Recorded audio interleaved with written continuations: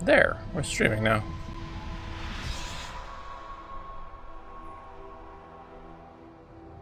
What was it, part 8? Yep. Whoops. Yeah, even Ray just leaving his little reaction to it.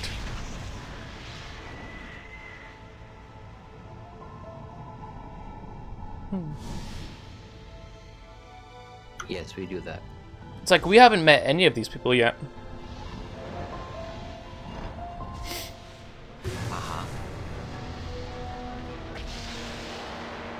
We were looking for people. Oh, you found them, the blue lady.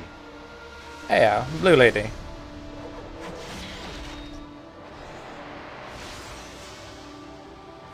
Oxygen no included, it says. Yep. For some reason Twitter is not able to pick up the recent link. It always picks the one from before. Yeah. People join in and be like, "This is not auction. This is auction better be included." No, it's not. Literally, as you said this, I typed it. This is not auction. Not included. Oh god, quit! Just quit. No, It's a double negative. Ah, it was this one, wasn't it? Yes, Chris is insane. I think Why it was. am I insane? Pretty sure it was You that really one. have to ask for that?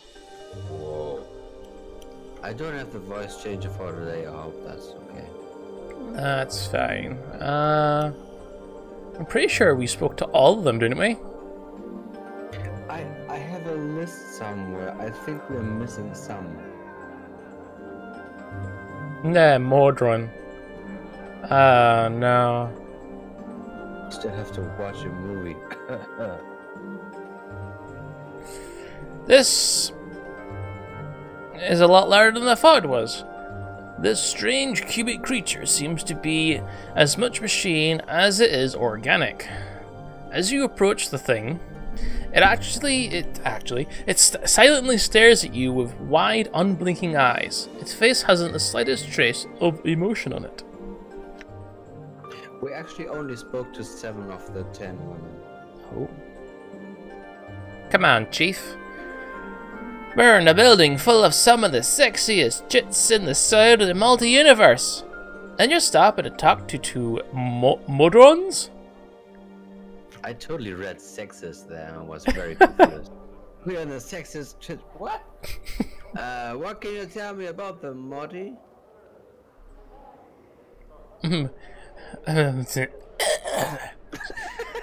What's there to say? Anything little clockwork pests. They're always working to impose law and order upon the multi-universe. Not good, mind you. Just law. Let's just forget about them and go chat with ladies, eh? Ignore them. Read the Modron. Its voice has a metallic, reverberating quality to it, as if it were more a sound played out in some warped musical instrument than true speech. Your greeting is returned. There is a soft click as the creature blinks. An awkward silence hangs in the air between the two of you. I had some questions. Did you? Identify yourself to be us. But my questions? To learn the identity of the subject is of a high priority. To answer various questions that might be posed by the subject is of low priority. Identify yourself to me. To us.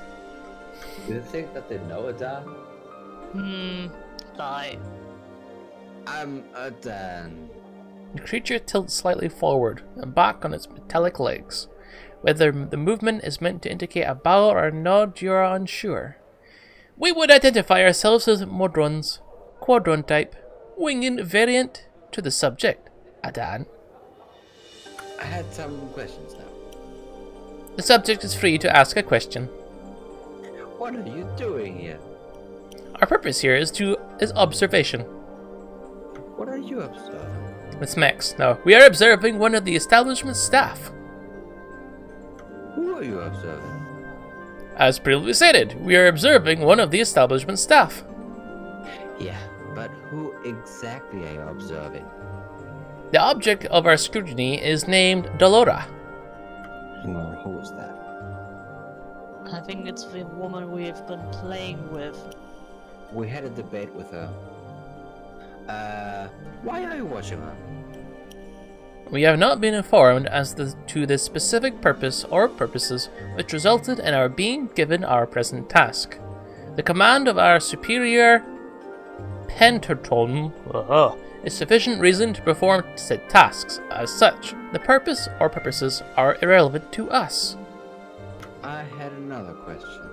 The subject is free to touch me. What can you tell me about this place? A building located in the section of Sigil commonly known as the Clerk's Ward. We cannot give exact coordinates as the surface of Signal changes at intervals we have not determined as of the present. The building itself is known as the Brothel of Slating Intellectual Lusts. It serves as what may be broadly defined as a language school. The students of the school are primarily females who intend to, at some point we have not determined, and which varies from student to student, become a factotum of the Society of Sensations. We know there's a certain sensation, right? But why do the factotum like part of it, right, I guess? I had another question. The subject is free to diddle me. Oh yeah, what can you tell me about the silent prostitute? The subject referred to is named Echo. We have covered no more information regarding said subject. You're good observers, I guess. I have another question. The subject is free to touch me. I'm trying to find Vivian's scent. Do you know where it might be? We do not. If you are not currently in the process of doing so, we would suggest the approach and questioning of each of the inhabitants of this building. Okay. I had another question. The subject is free to touch me. Do you know anything about Ravel Puzzle World? We know nothing of any being or object possessing such an appellation. Okay, bye. Do the other guys give any different things?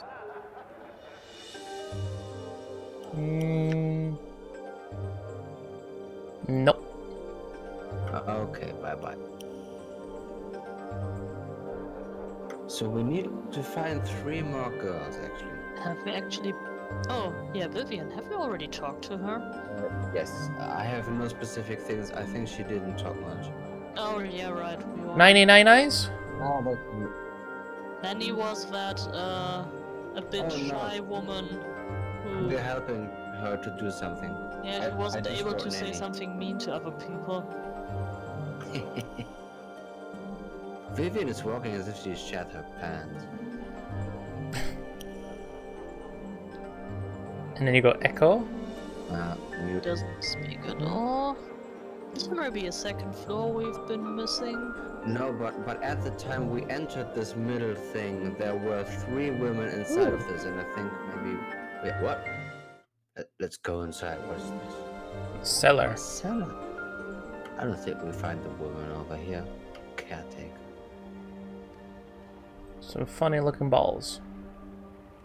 Touch the ball. Sensory stone. This greyish white stone, held in a mesh of ingrained silver bands, pulses with light. Something was once inscribed into its base, but the writing has been scurred away. Sad. Well, look at the statue in the middle. Well, so it is about a lusts after all. Yeah, I thought it was about intellectual lust. Ah, this translucent indigo stone, held in a mesh of engraved silver bands, pulses with deep blue light. Inscribed into its base is the word Juliet. So I guess the other one carried a name too. Red. Nenny. We talked to a Juliet already. Yes. And this one, as soon as they feel like, going to the thing, just gonna have a little dance. Any day now. You know what? Everybody go in the middle. You go in yourself. echo.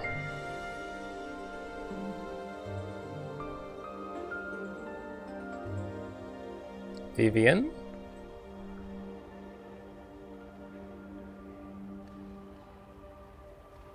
Marissa?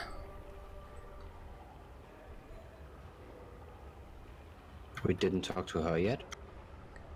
Kasai Saris? We talk to her. Laura? Yeah, we talked Check. to her.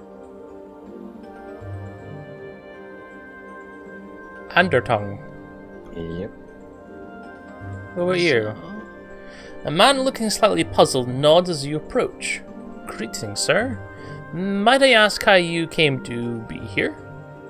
I just woke up in this thing. I don't know. I'd best work on concealing it a bit better then. I'm the brothel's caretaker, by the way. You're not supposed to be down here, really. But it's alright if you look around for a bit. Actually, I had some questions. I really shouldn't even allow you down here, let alone be chatting with you, please. No questions for now. Oh, come on. Just tell me what this place is, at least. It's where the ladies' century stones are kept.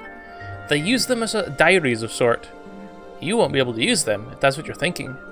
Each of them is attuned to one particular student of the brothel, so that only she may access that stone. Yeah, well, I thought so, but thanks. So I see we did not talk to Marissa. We talked about Marissa. I already noted her name down here, but we didn't talk to her. And this one, yes. That's we heard of her, but we didn't talk to her. If I remember right, there is a purpose to all of these stones as well. and So, one was wiped out. Did we check every one right now? Because the one missing is, well, one of the names missing we did not talk to yet. This one. Maybe Something was it's once. for the mistress. No, she said that there are 10 Mhm. women we have to talk to, and we talked to 7. 2 are named, and the 10th one we didn't even talk to yet, so we Yeah, will so- find out who that is. So that's the last one up here.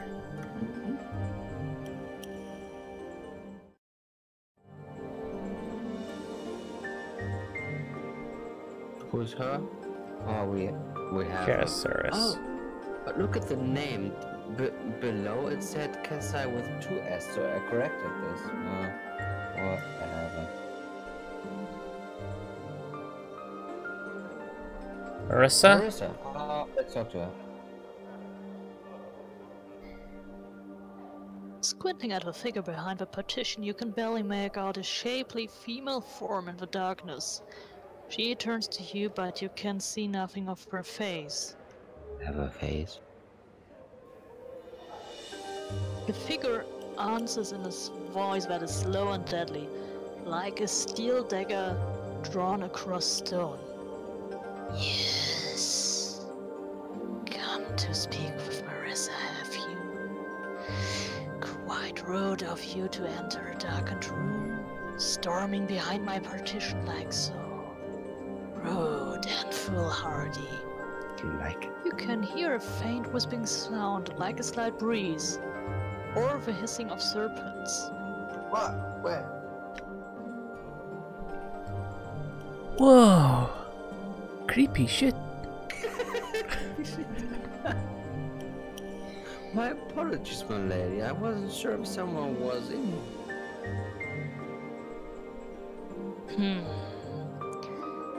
But it would seem there is someone in this room, wouldn't it? Shall you be on your way then? If you formulate this as a question, no, I have some questions. Ask. Nice. Whoa. Why do you remain behind this screen? Is it your wish that I step away from this partition? Into some patch of light and speak to you face to face? Nah, I think not. The darkness suits me, and doubtless suits you as well. Why is it so dark in here? Because I'm ugly. To prevent my unwanted and embarrass any unwanted innocent casualties. Hang on. What did you do in here? I think I should call the cops. I'm hungry. Oh boy. We have pizza. We are fine.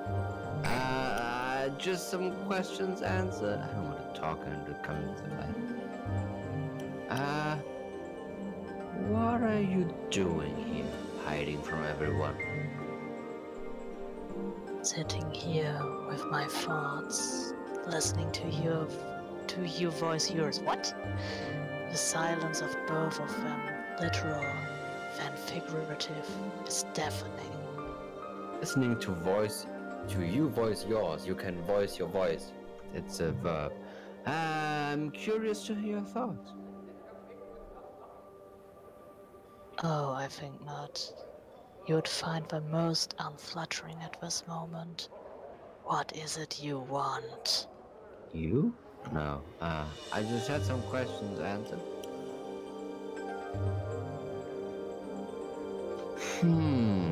I was told. Okay, but can you tell me about the silent prostitute? Yes, Echo. I knew another Echo once, though her name was written differently. I know nothing of this girl, though. Ask Delora of her. She made friends of an old lover of Echo's, I have heard. We talked already. I had another question. 6 one? Yeah. I was told you had blah, blah, blah, Exactly. blah. Is that connected? A missing sentence or not? I think my eyes are adapting to the light and I'm very distracted by it. Yeah, somehow.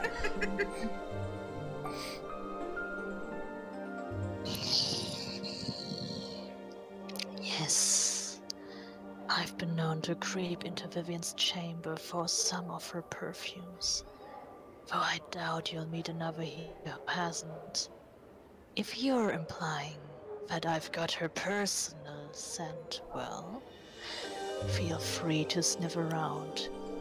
You'll not find it on me or in my chambers, I assure you.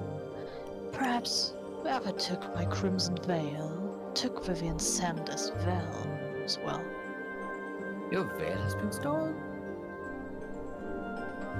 My veil. My crimson veil. Have you seen it perchance? No. What's it for? To be blind? Is it just a normal veil? No, not quite.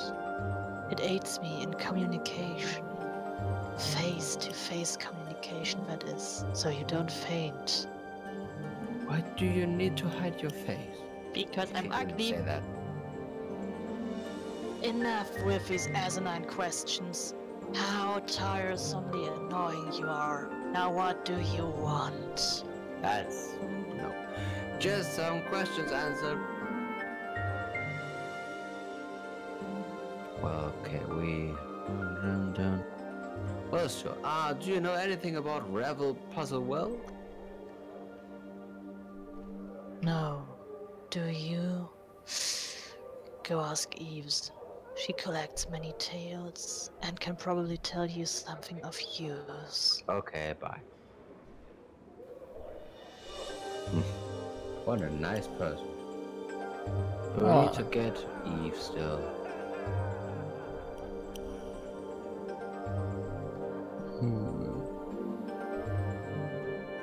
Eve. Where are Why you? is that one woman following us around? No, she's just having a tour. She's just having a tour. Alex has already been here. The tail. There we go. The tail chaser. This fetching young woman has a faraway look in her soft, sea-green eyes. Did you say fatty? You said fatty. No! Why? Greetings. I am Eves, the tail chaser. I'm Eve, the fatty. What a coincidence! I too chase tails. You bite them off. I didn't know he was gay.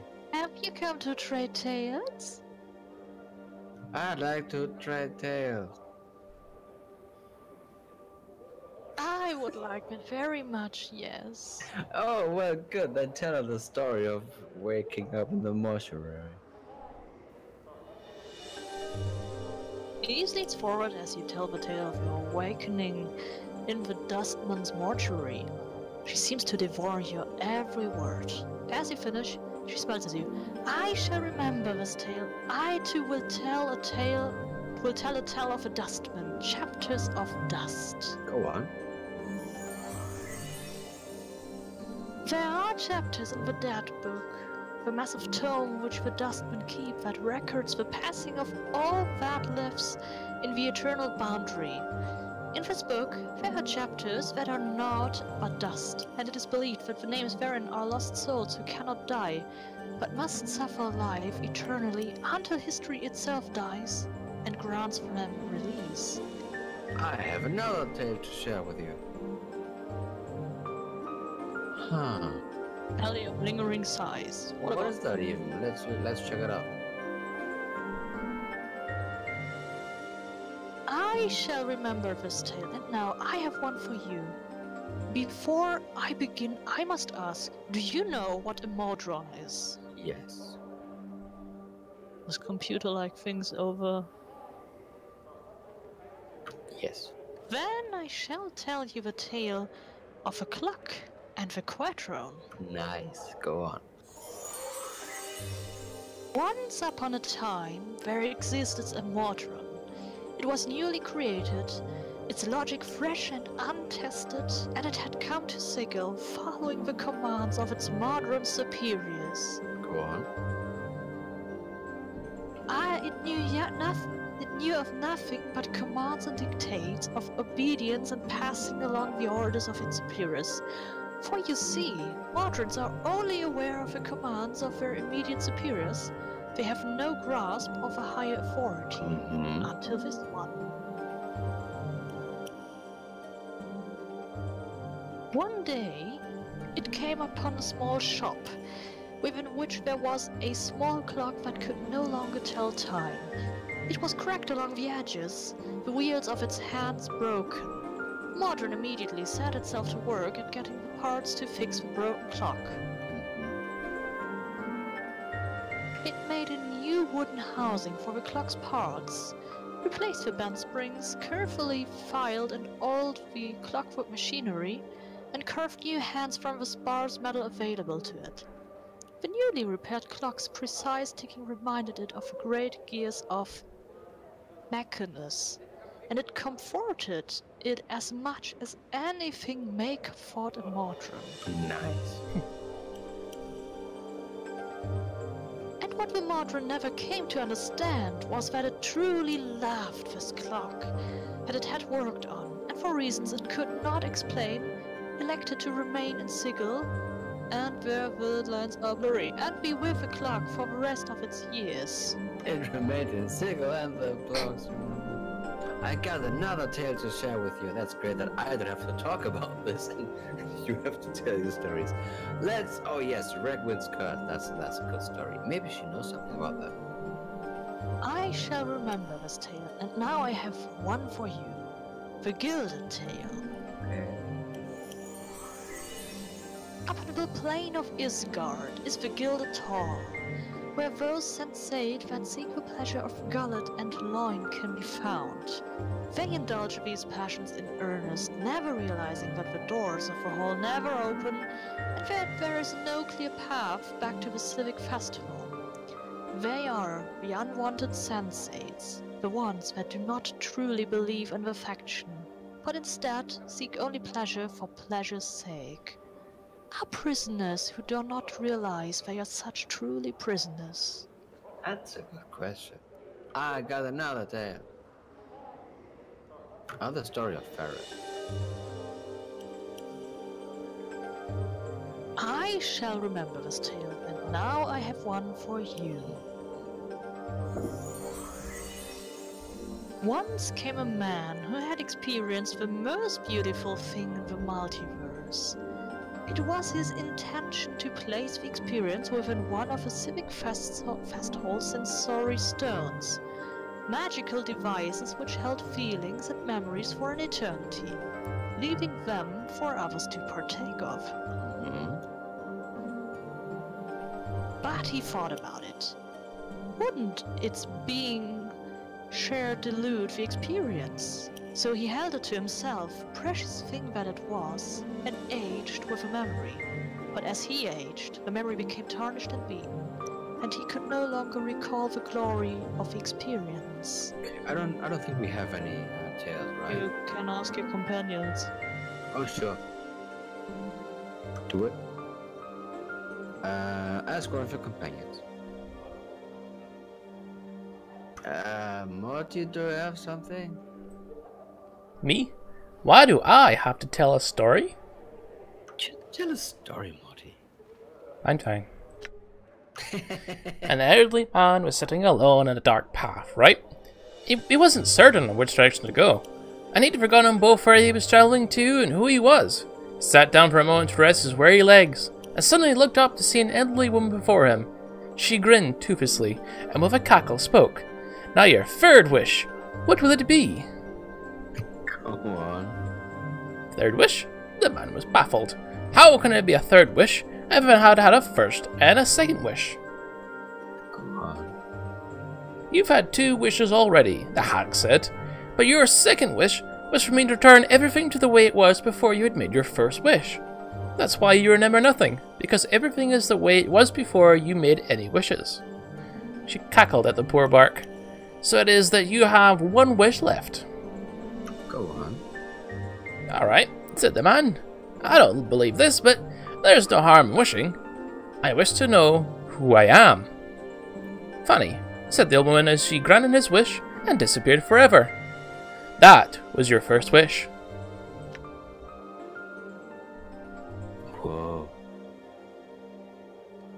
An interesting tale, Morty. And now I have one for you and your companion. The Fiend's Game. Was it even pronounced Fiend? Go on. Fiends. Fiend? Correct, okay. A fiend sometimes wandered the wilderness of a certain prime world in the guise of a friendly old man. One day, he came upon some hunters in the wood. "What are you doing?" the fiend asked. The hunters told him, and the fiend nodded. "I've never been on a hunt before." The hunters invited the old man to come along, and the group eventually came upon a glade where several deer were grazing. The hunters carried crossbows, but did not fire, and the fiend asked one why. "They are unarmed," the hunters chuckled, patting their crossbows. "We hunt nothing that does not have the ability to defend itself. After all, where's the sport in that?" The fiend nodded at this, and promptly gated in 3 of his fellows. The hunters led them on a merry chase, but eventually they were caught and eaten. Hang on. What?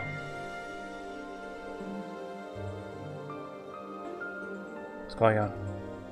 We have to fix her camera. She's out of frame. Okay, fine. We fixed it. Okay. I got another tale, maybe, if someone has something. Ask the next one. Dakon, do you have a story to trade? My old Anna. Oh, I thought that was Morty again. Oh yeah, Anna, do you have something?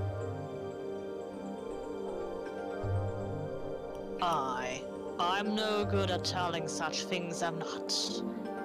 Don't be asking me for such nonsense now. Oh, thank you. But I would very much like to hear your story. Please share your story.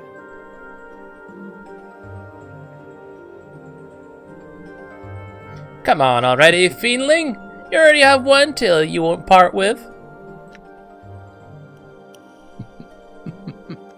Well, I know one story. But you might not like it, you won't, so don't be blaming me for you choking it out of me. Go ahead. I heard a story when I was a wee lass. Visberg's walking home real late, near Anti-Peak, and passes an old toothless crone in a dark and otherwise empty street. Where you going? She asks him. Home, to me wife and kip, he says. Leave us lax, she asks him. Sure enough, he says. So she asks him a favor.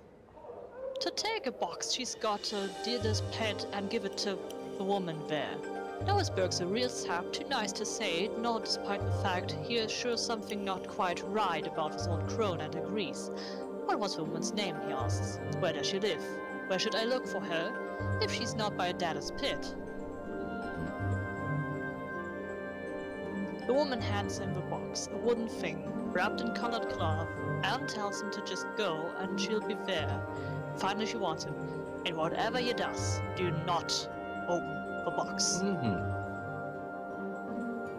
So he takes it home with her and hides it in the rafters, thinking he'll bring it by Data's pit when it's light out. His wife, though, seen him hiding the box, gets right jealous, thinking it's a gift for a lover or something, and opens it up as soon as he's not looking.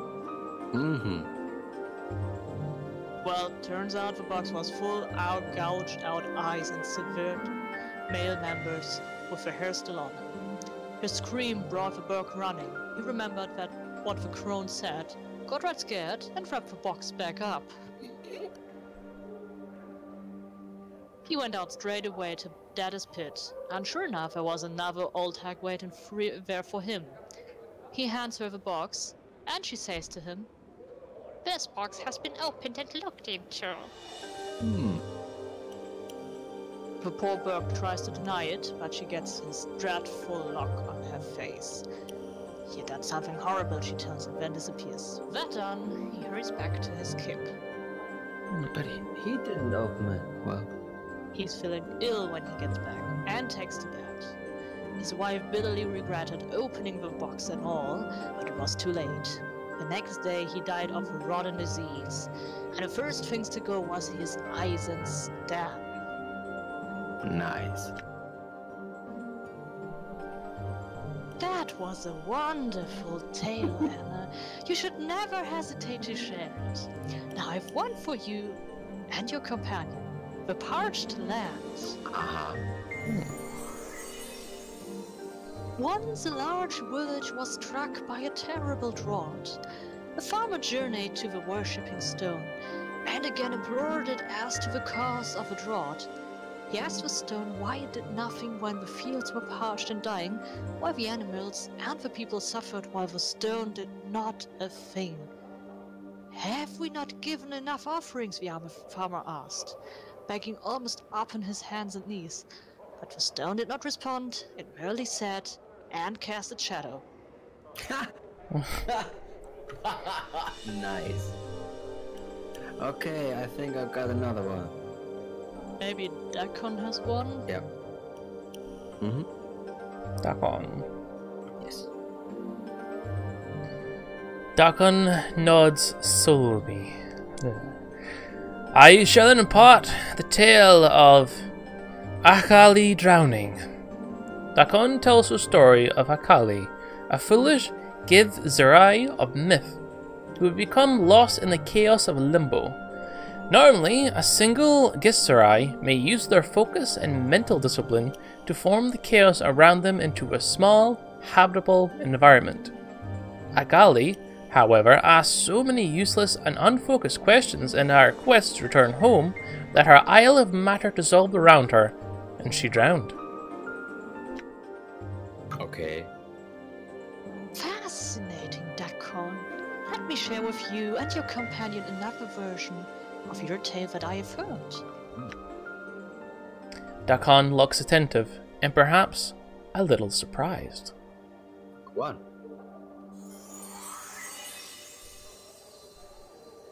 One day, she encountered Isladi on his way to the spawning stone. She hastily erected a wall of chaos matter which even a ravenous Sladi found difficult to break down. Hungrily it waited and spoke to her through the wall. She asked it questions, and she became more absorbed in her pointless queries and the Sladi's answers.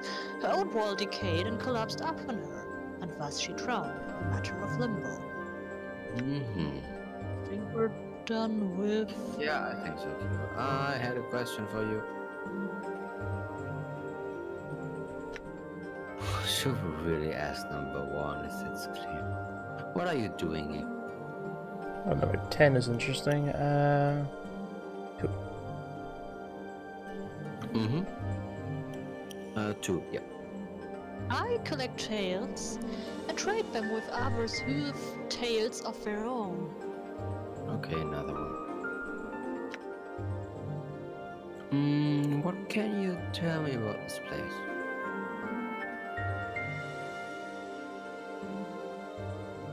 That is part of Mistress Grey's story, which is not mine to tell. She has said then that when she nears the end of her years, she shall tell me, and only if I pledge never to share it with another.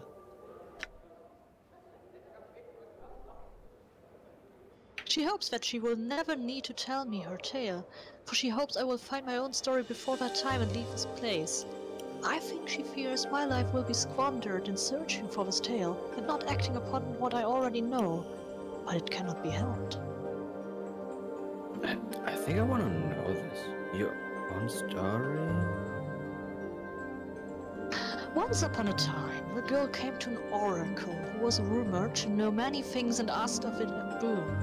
Her life was in need of direction, so she asked this oracle as to what would give her purpose. Go on. Now, the oracle was not evil, but it was vague and tended towards drink, which caused it to be obscure in many matters of judgment and focus. Its only answer to the girl's question was that within one story that she would hear in her lifetime was the truth that she sought. The girl went off and collected stories, which she chases to this day, not knowing which of the thousands hold the truth. Such is the danger of this foolish question and the wisdom of an unspoken one. Is she just telling us that we are stupid because we are asking all the questions we can? And another question.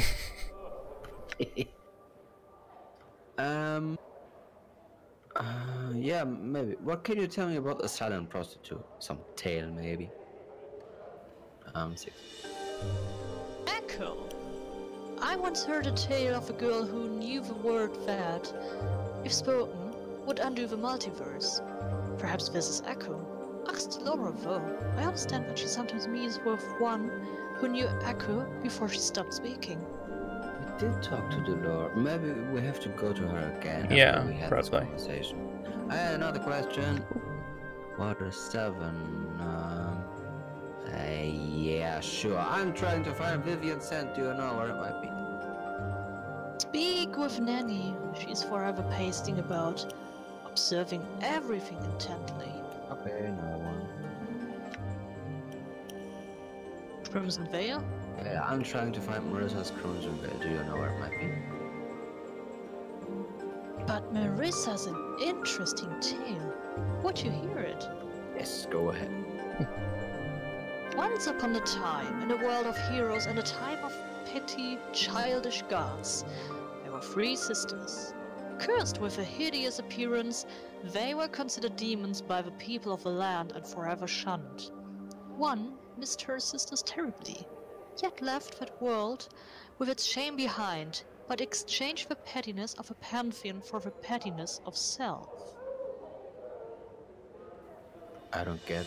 There were what this three. is. There were 3 sisters. First with a hideous appearance. So what? She's Medusa?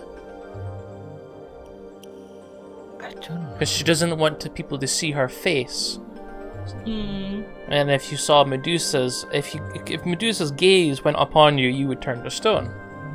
And she said she can't go out of the darkness unless she has her special veil. I don't get the veil thing. She's not like covering her head with a veil, is it? Is she? Maybe it's like a burqa? Oh! I just had a vase in my head. I thought it was like a flask thing that contains a scent, not... No, the veil is a piece of whatever goes over the face. Okay, I got it now. I'm not English. Okay, I got another question. I'm still confused. Do you know anything about Radial Puzzlewell? The tale of Radial Puzzlewell, frighten of children, begins and ends with a question. What can change the nature of a man? Tell me. Any were the times she posed this riddle to those who approached her, those who sought to glean from her the strange magics that she alone seemed to possess. All attempted to answer her query, but to no avail, and they found the price of their wrong answer to be some horrible fate, always more terrible than the last victims. To recount their various torments would be to speak of things that nightmares are woven from. The tale strikes me in this way. Radial herself knew not the answer to this question, but she lusted for such an answer. Only the why of the matter remained in question. Why did the nature of a man matter to one of the Grey Sisters, especially to one of such power as Radial? It is said that she put the question to the Lady of Pain. Not directly, but shouted it to Sigil itself, daring for the lady to answer. When no reply was forthcoming, she wove terrible magics that threatened to open the cage and let the fury of the plains roll in like a wave. She received no answer other than banishment. To this day, no one knows the answer to Radial's question, and now there is no one to petition, for Radial herself is gone, lost to the plains. I had another question. Wait, there's more. Though my tale ends with Radial's demise, there are some that claim that the hag still lives. There is a silent prostitute here who once talked of such things, but she speaks no longer. If she would speak to you, she might tell you more of Radial. Well, okay. What else can you tell me about the silent prostitute now? Yeah. Oh wait, we already had that. Okay, So another we question. definitely need to speak to Delora after this. And 10. Yeah, I've spoken to 9 prostitutes already. I've have it in a notepad here, and like who or where's the 10th student? Speak with Nanny. She's forever pacing about, observing everything intently. That's right. Okay, I have another question. Maybe below that, wasn't it? Nope. Nope, Oh, that was no. it. Okay, bye. So Delora and Nanny. Nanny. Well, Delora's There we go. closer. Delora's eyes flash as she sees you. Did you find him? Has he agreed to return the keys to my heart? Oh yeah, he actually works here. So maybe Ooh. him. She says that the one who stole the key to our heart works at the brothel. So This maybe it's that yeah. caretaker in the cellar? Could be. No, we're done with it. Yeah, we spoke with him. This dashing nobleman eyes your advance with an air of contempt. I am here to speak for the ladies, sir, and not to one-up such as yourself. I certainly hope you haven't planned on pestering me with questions and the like. In fact, I did have some questions. I do not care, not a whit. Now, away with you, go on, leave me be. Should we tell number 1? And then he starts a fight, I don't know. This is a nobleman. He's not a fighting guy. He's a blah blah blah blah blah blah. Hey, shut up! Or he hires some thugs. Some facts? What? Muggers. Okay. Can we save and then try it? I'd have to leave first. Well, yeah, sure. Save. This is So, insane. I want to Why am overwrite I you. insane? Apparently you are. Okay. Show me some respect, dude. If such an act is required to rid myself of you, then so be it. If you would be so kind, sir, I will most humbly ask you leave my side and seek conversation elsewhere. God damn it, he can talk. Right, okay, bye.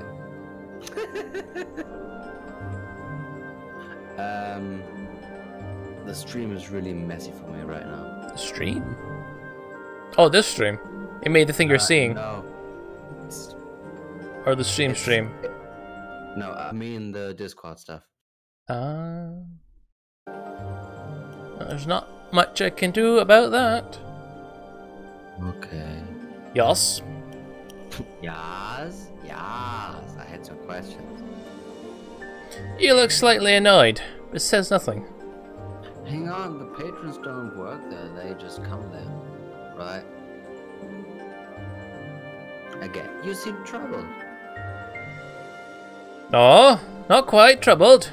I'm merely trying to puzzle out a way to win against Alora. Yeah, she is quite an opponent. Look, I've things to think about. So if you wouldn't mind. Okay, fine. Very well.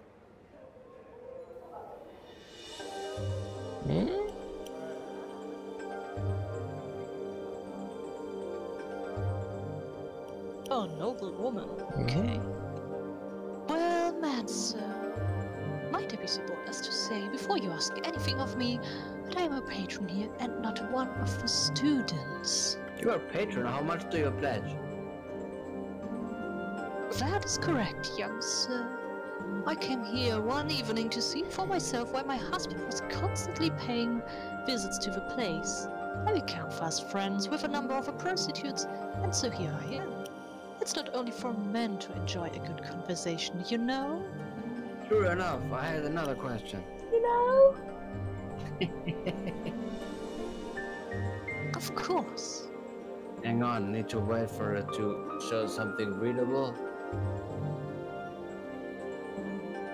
Dude. It's always reloading and getting shittier every time. And it's just terrible today. Like, completely defeats the purpose. So confused. Is that any better?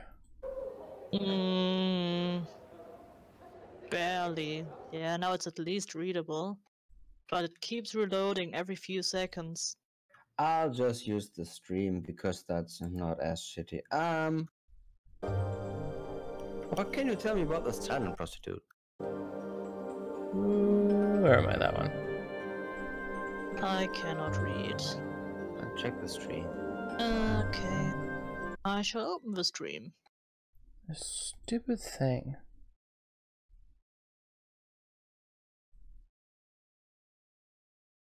Silence. There. Can you? I think it's fixed now. It is? Wait. It looks good now.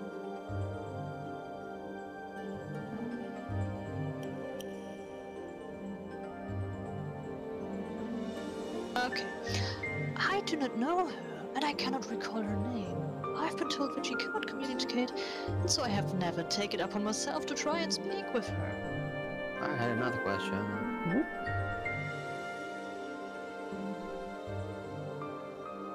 I'm trying to find Marissa's Crimson Veil. Do you know where it might be? She's not. Oh, I cannot for that Marissa. A most unpleasant disposition she has. As for that veil of hers, no, I know nothing of it. Another question. Vivian sent? Sure, I'm trying to find Vivi's scent. Do you know where it might be? No, I do not. Vivian has been on about that for some time though. She is most upset. It would be most pleased to see it return to her, for she speaks of it little else these days. Okay, another question. Prostitute number 10. Yeah, right. I've spoken to 9 prostitutes altogether. Do you know why or where the 10th student is? There are only 9 prostitutes that I know of, and I'm quite certain I've spoken to them all. Perhaps there's a new girl I have not met yet. Oh. The 10th one is obvious. Oh, it's the mistress herself? What? No, she told us that there are 10 there. Yes. Which there are. She would be the 10th then. Okay, but she didn't tell us that, so maybe we can talk to her now that we know this? Because for him too it wasn't sure, because he is not thinking about the fact that it was 9 and there's the mistress. We talked to the mistress. Okay. How may I help you? Tell us something. Yes, I spoke to 9 of them. Where's the 10th?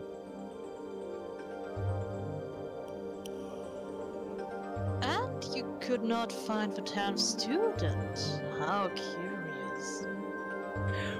What? I'm thinking the 10th student is me. Like, I am the student, and I have spoken to myself, so I've spoken to all of them. Doesn't make any sense. Oh, so this one you're wanting to go for. Isn't that bullshit? I think it is, but just try it. Sure, try it. Very well. And your thoughts?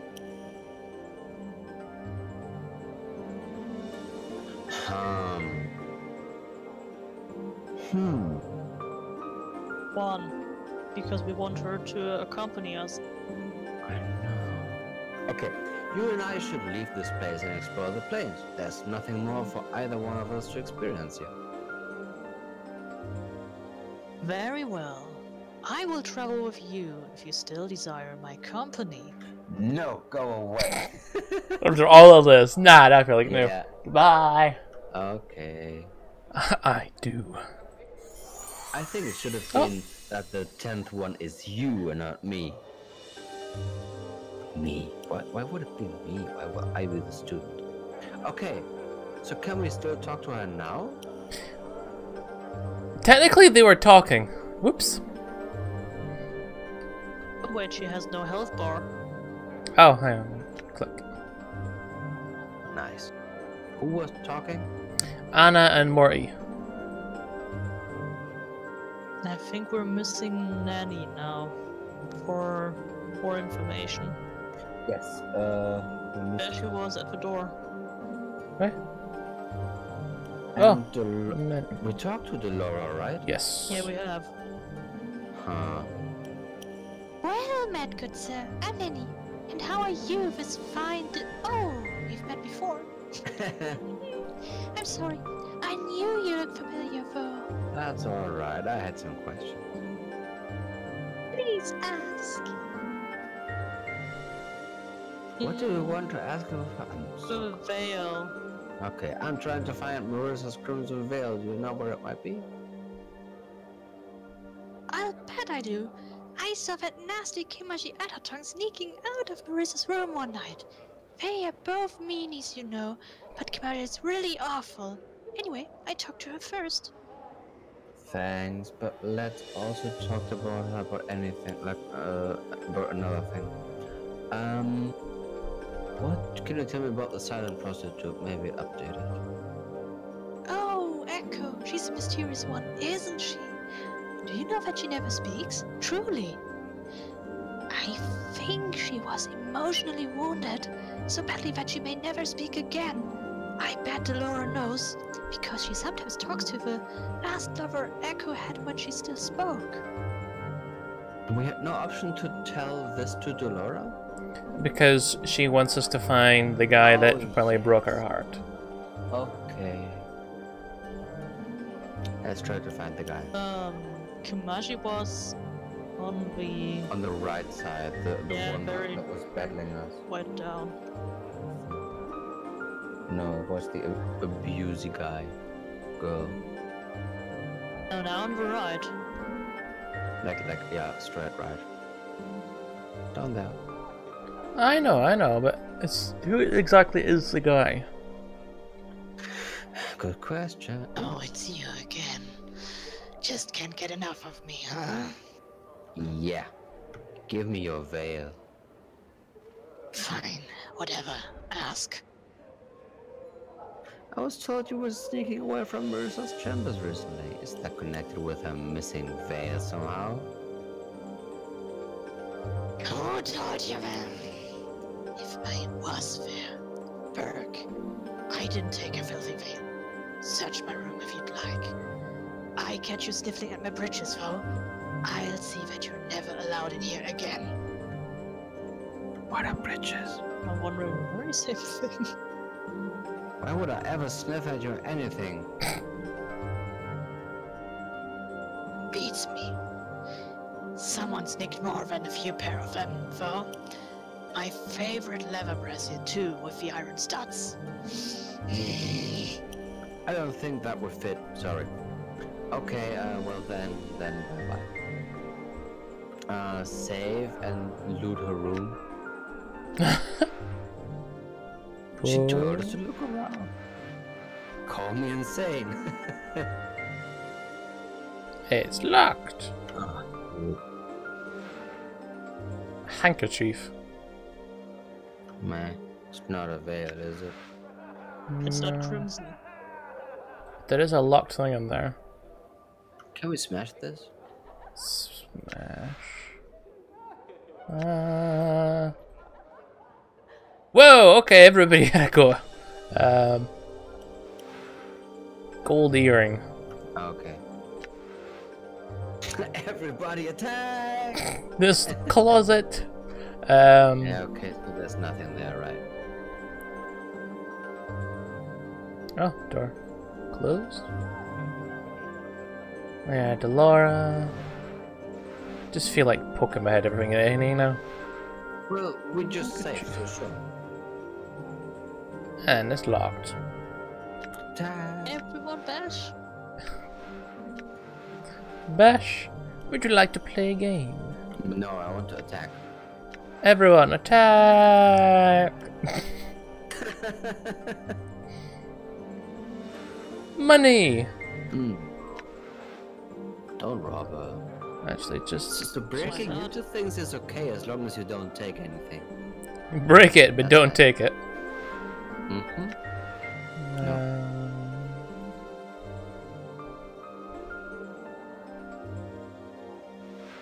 Copper. Earring? Plain earring? Yeah. No. Just don't mind me.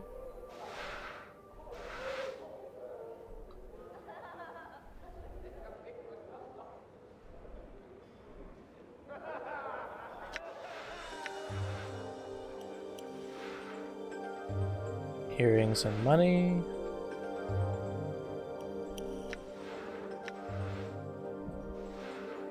Handkerchief, bracelet. And earrings.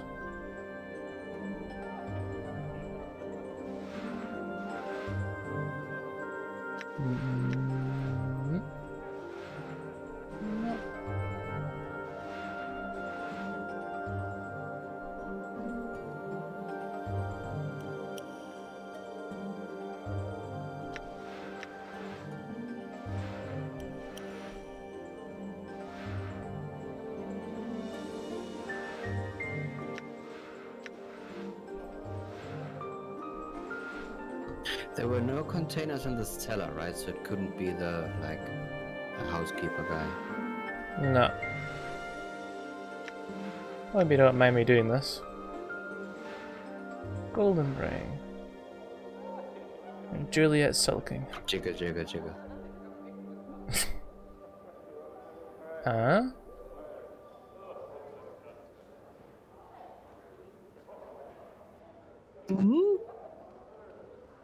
I don't know. As you make to search the Amori, its handle suddenly yank out of your grasp as the drawers slam themselves shut. A disdainful issues from the cabinet. Who's hiding in there? Get out of the closet. No. Oh, that's a woman. Hello indeed. So what we have here? A rogue after some lady's frilly undergarments. You talk? Do I? Why yes, I do. Who are you? I'm Luis. And who are you? Thoughtless, anchor fellow, rummaging about in other people's things. Yes, what are you doing here? Well, sir, if you must know, I'm being an armory. How are you doing this in a brothel? I happen to have become an armory because I want to be an armory. Thank you very much.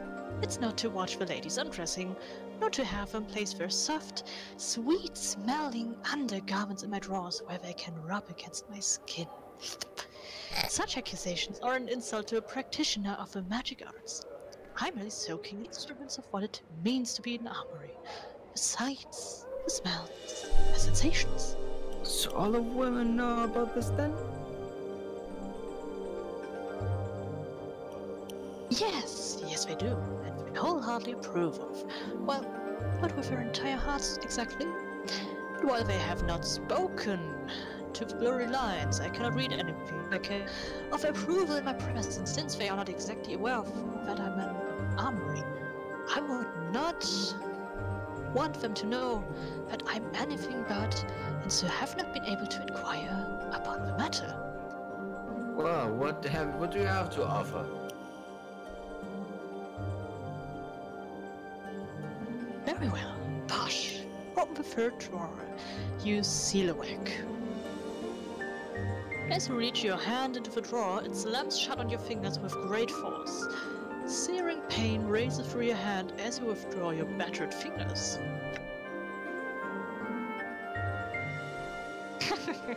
Good idiot! Open the drawer, I said, and you'd reach in. He slaps his drawer again for emphasis, then begins shaking with laughter. I'm going to tell him right now. First, I will tell you this one thing. I've been popping in and out of Bravo for a good long time. I'm quite knowledgeable regarding both its occupants and their activities.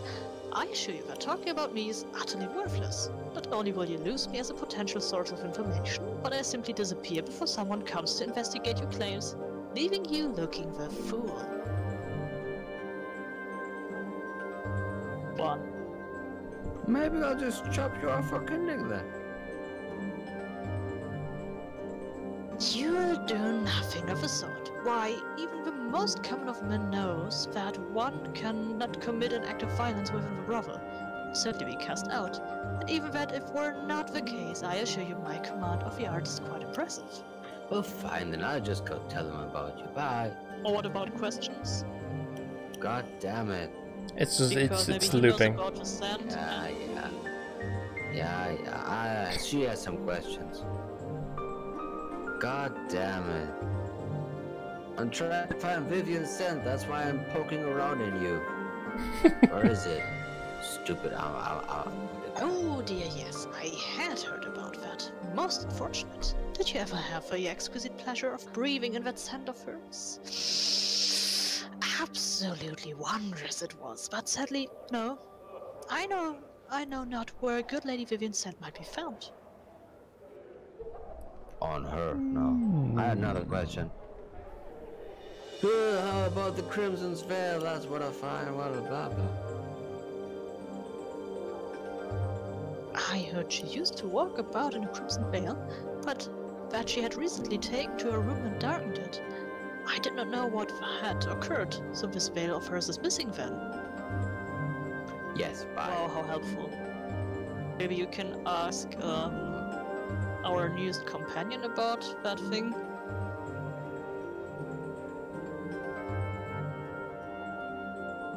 I don't know. I don't think so. Farewell. This one. Anything? Oh, yeah, why not? Okay. Can you return to your normal form at will? What is that even? I have no need to share such secrets with the likes of you, and besides there is no cause to change back at the present moment, since I have not yet experienced the full sensations of being an armory.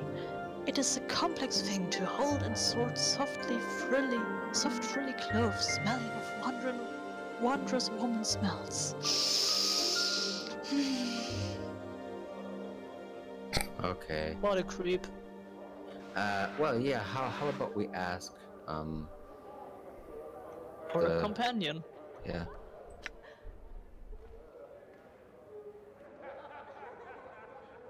Dialogue. Boop.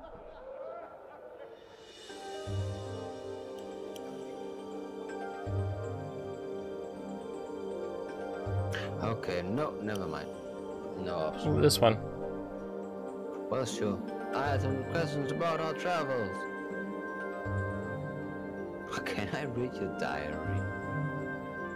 What? Or does not show up. Maybe with the, yeah. Yes. Eve said you had a tale you didn't share. That is correct. Eves needs no more tales adding to her misery, and my tale would not serve her search for truth. Would you tell me?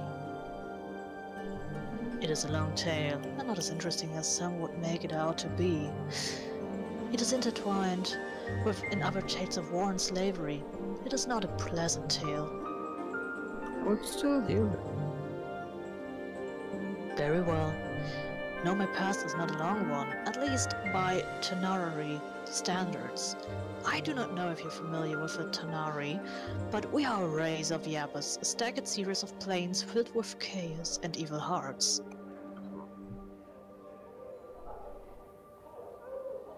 I'm a Tanari, a fiend, a succubus. I grew up on the first plane of Yabbas. My mother was a succubus herself. As I'm sure you are aware, succubi tempt mortals to bring their souls to the abyss. My mother was among the finest, seducing countless mortal men to their eternal damnation. She now dwells in the abyss, selling her children into slavery. Your mother sold you into slavery?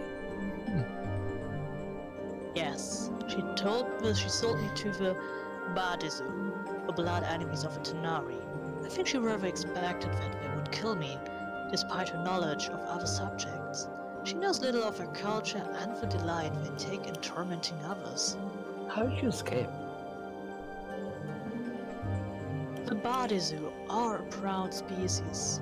The thought a Tanari could best them at anything was intolerable to them. So I challenged one of the proudest of the pit fans to a contest of improvisation. And my Tanari nature afforded me an advantage. You see, the Tanari are creatures of chaos, wild and unpredictable. The Badizu are more cunning, with orderly hearts. They understand improvisation, but they are not its best practitioners. And thus, I won my freedom, and my path brought me to Sigil.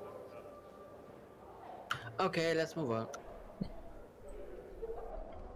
Okay, continue looting. Plus, she's a healer. Nice. Blessing. Oh, 1 hit and 1 save. Healing. Curse. It curses enemies, so they lose 1 attack and 1 to saving throw. Detect evil. When cast, the spell detects any evil emanations from creatures within range for 50 seconds.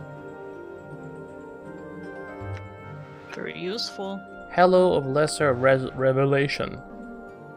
When cast, the player character selecting any target within the range to center the spell on. From there, a glowing, vibrant green glow emits from the center and grows out to a 40-foot radius. All hostile creatures will be surrounded by glow for the rest of the spell, which bestows a +2 penalty to armor class. And protection from evil. It gives a -2 penalty attack rolls by evil creatures and bestows a +2 bonus to all saving throws. She's a very protective lady. She protect. Aid grants +1 to help and +1 to saves to the creature, provided that being is not already engaged in combat. It also provides 1 to 8 more hit points for the target creature. Moderate wounds. It can heal a target for 11 hit points. Spiritual Hammer. When cast, the caster chooses a target in range. The hammer causes 4 to 10 points of bludgeoning damage. Literally a hammer. Cool. Oh my god, call lightning? It summons a bolt of electricity. 2 to 16 points and 1 to 8 for every level of the caster. Flame Walk.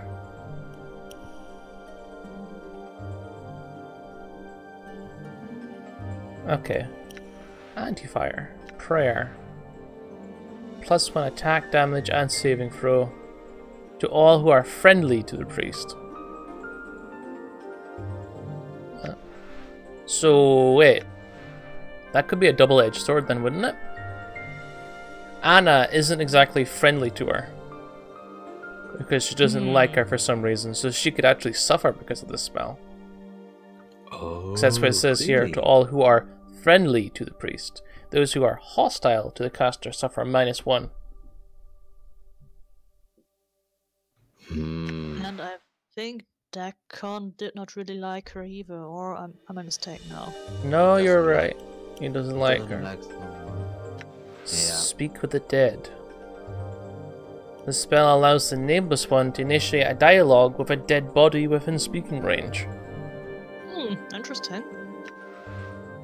I think it's really a benefit to have her in your party. And then cures serious wounds, 17 hit points for the creature. Nice. And we don't know. Level 6. So, what are we doing now? Looting. Oh, we've already gone everywhere.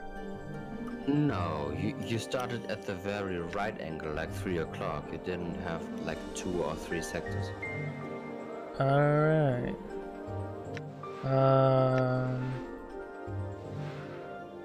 A love letter.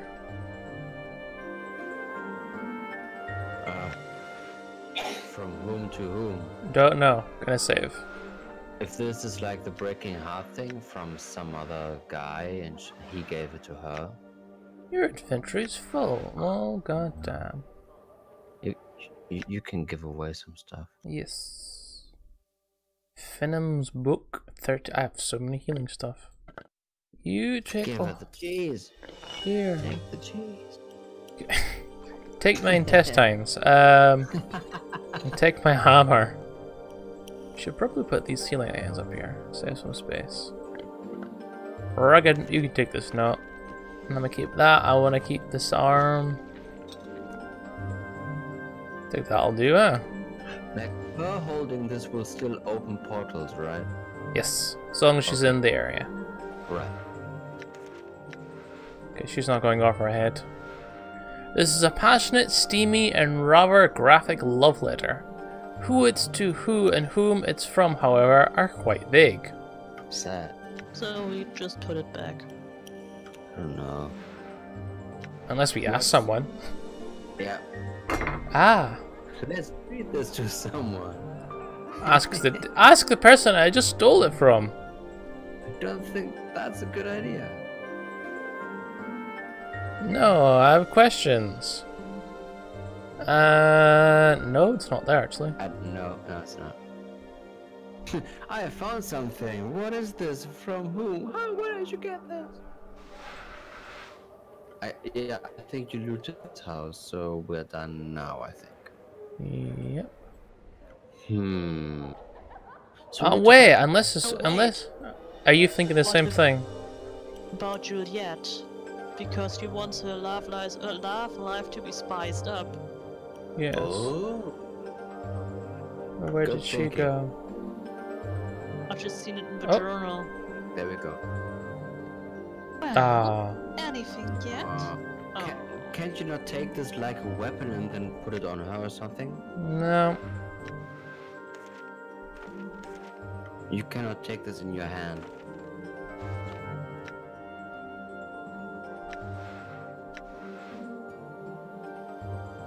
No. Sad. That would have made sense. So, who else could we be offered? Maybe we can bribe someone to get this. Another one I thought of was still Laura. she is. Lady in blue. Why is door closed? Where? Why? Let me speak to you. No, did you find him? Okay, him. Who the hell's him? Yeah. Space opera love life. First entry. I have to go to a print shop. Hmm. He told me he was a member of the Society of Sensation. Oh, I should ask for him at the Civic Fest Hall, so we should go there. Like, this is not here, is it? No. Right. This is the intellectual lost place, rather than everyone. Yeah. So Let's for go. now we're done here, right? Yeah, Mhm. we should go to the Civic Fest Hall. There should be like 3 people we should talk to. Oh, it's dark outside. Yes, it is. It's a lot of people.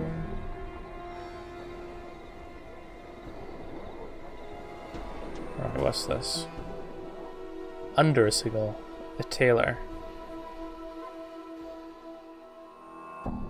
The print shop was in the lower ward, wasn't it? So we go to a print shop first and hope the owner does not hate us. Well, okay, so there's the Civic Fest Hall. Well, we can go over here first. Strange how the first time I started doing screen share, it worked so well. I guess it was only with one receiving PC, with us both on the same PC. And as soon as you add another, like, viewing PC, it goes to... Now it's fine. I mean, if it's Yeah. permanently deteriorating, we can also return to one PC for us too. Mm-hmm.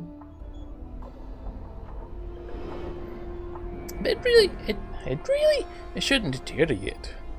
It should not, because our download is okay, and it should only have to upload it once for everyone. It should not change anything, unless Discord servers are like not able to send this out to 3 people.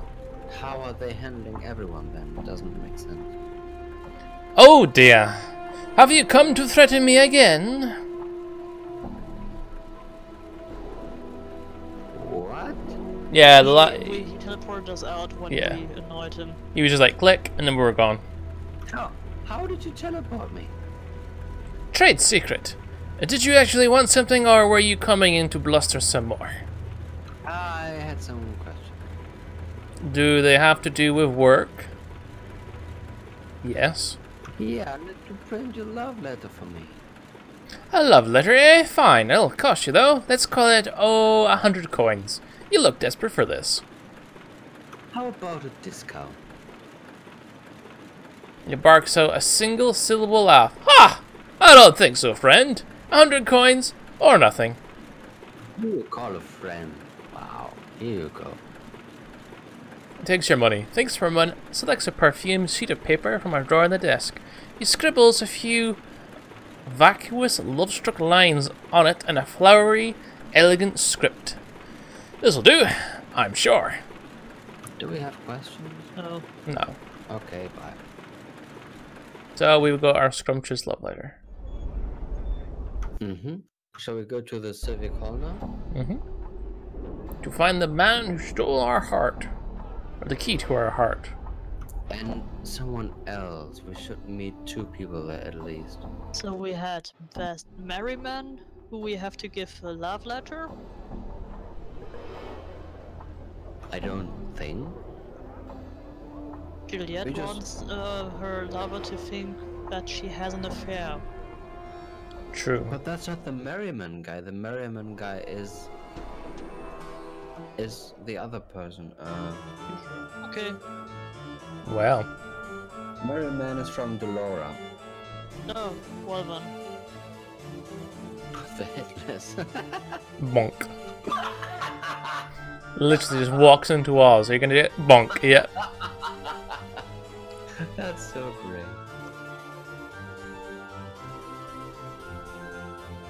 Oh, and the Sensei are the guys that are like done with this stuff from the, well, right? They are like, Yeah? right? They did the thing in the brothel. No? Yes? Merriman. Merryman, hi! Whoa. Oh, that's a sexy guy. This man looks like a bitter cunt old codger. His get straight to the point. His mouth is twisted into a frown that becomes even more severe as he knows you coming his way. Merryman, my name, but Merry. Oh, I'm not.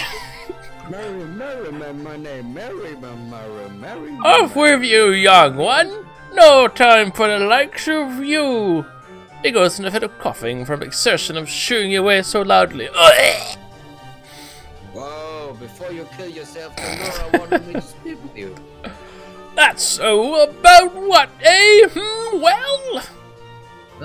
She said something about the first love. I guess that's like 100 years ago and something. But you hold the keys to her heart. She will never be free to love another old man.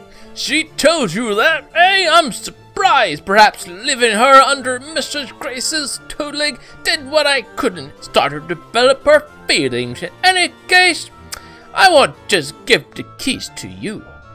What do you want for them then? I'm ignoring the fact that this is a literal key then. I want to forget. I've lived almost 150 years now, and I've seen every century stone I've carved to. What? Every century stone I've carved to in this grand hall.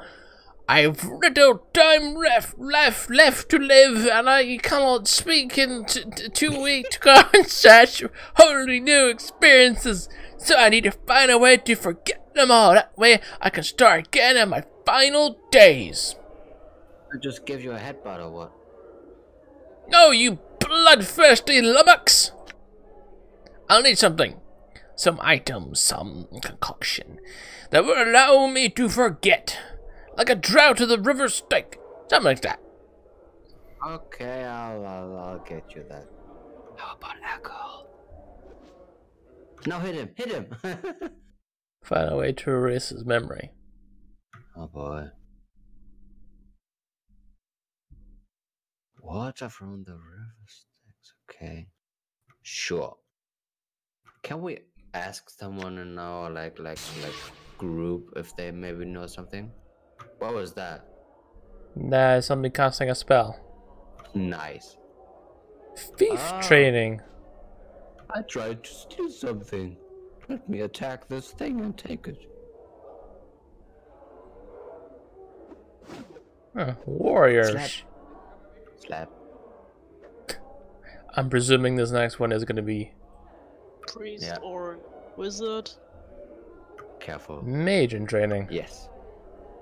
Any particular hello music? Any particular ones to stand out? Oh. Yeah, I was about to say if one of those had a name, maybe some of them would have a spell for forgetting. Could be. Talk to you first. Okay. This person is staring intently at a metal panel mounted in the chamber's wall. After a moment of fierce concentration, they wave their hands about and utter a string of impressive-sounding arcane syllables. All to no effect. Nonetheless, they continue to practice diligently, far too involved their work to speak with you. Okay. Are they all going to be the same? Yeah. Maybe one NPC with a name? Oh, this one speaks. Haha. Greetings. Hi, what is this place? This is where aspiring mages can come to train and study. Many wizards took their first steps in the art as fledgling sorcerers here. Oh, you're American. Where's the trainer? I do not know where Lady Fornicom has gone. I'd suggest you try the sanatoriums. She spends much of her time there. Perhaps too much. Sensor? Yes, Splinter. Just inside the festival's entrance of them. You cannot reach them yourself, but he'll take you there. Okay, bye. Right, okay. No idea where that goes. Need I to make. remember seeing that splint guy.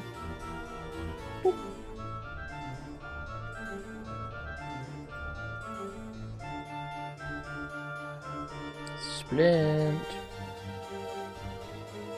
Oh wait, Montague. Yeah, Didn't we have to talk to him as well? Yeah, this Monta guy, we have to talk to him. Oh, the other Splinter. So wait.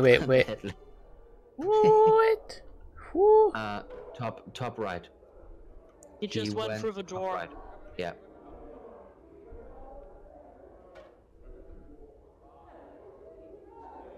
Yeah. This handsome young man seems to be lost in thought. His brow furrowed, and a slight frown upon his lips. Hello, Mr. Frodo. And to thee, sir, hail! What dost thou wish of me? What? Are you Mona? I need to speak to you about Juliet. Oh,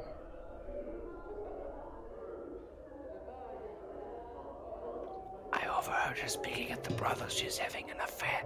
You know? those speak falsely.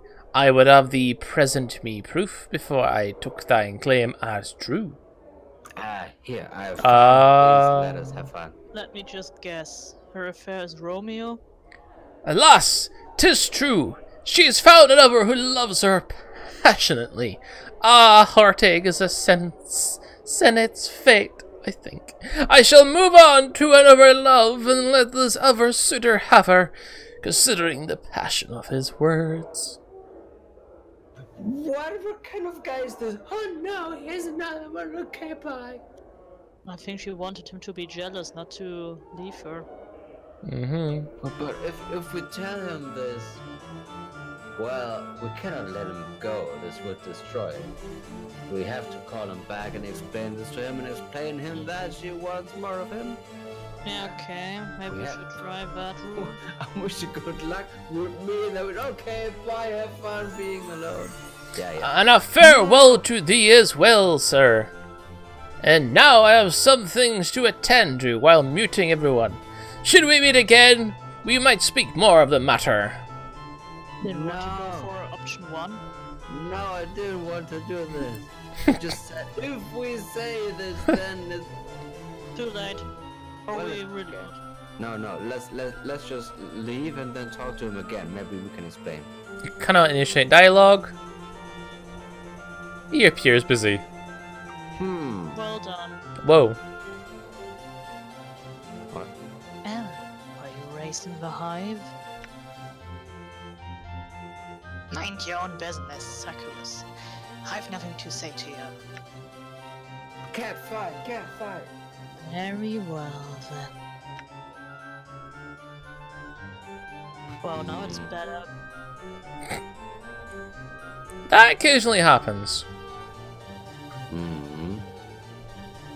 Should we load? This loot? We messed up what we should have fixed. Hang on.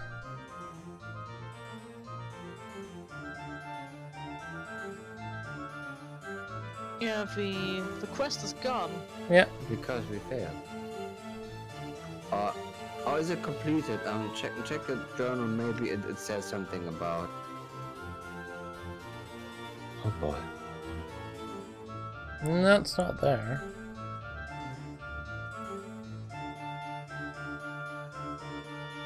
Okay, there was quests completed, so maybe it's there? Does it count as completed? Well, there's no failed, so there's only assigned and completed.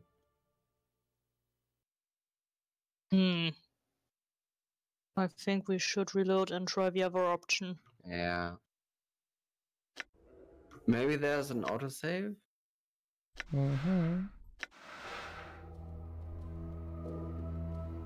Did I just before I went in? Yeah, it seems like it. Hopefully.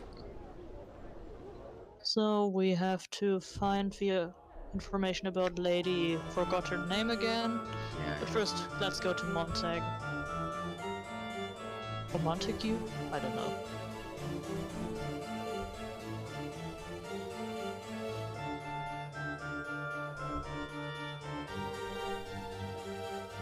Okay. Alright, we know.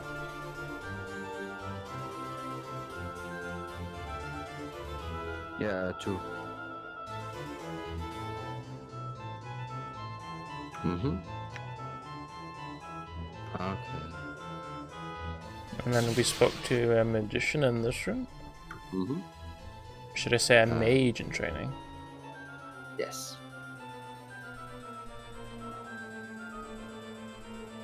Mm-hmm. Pew. Careful not getting in the way of the spells.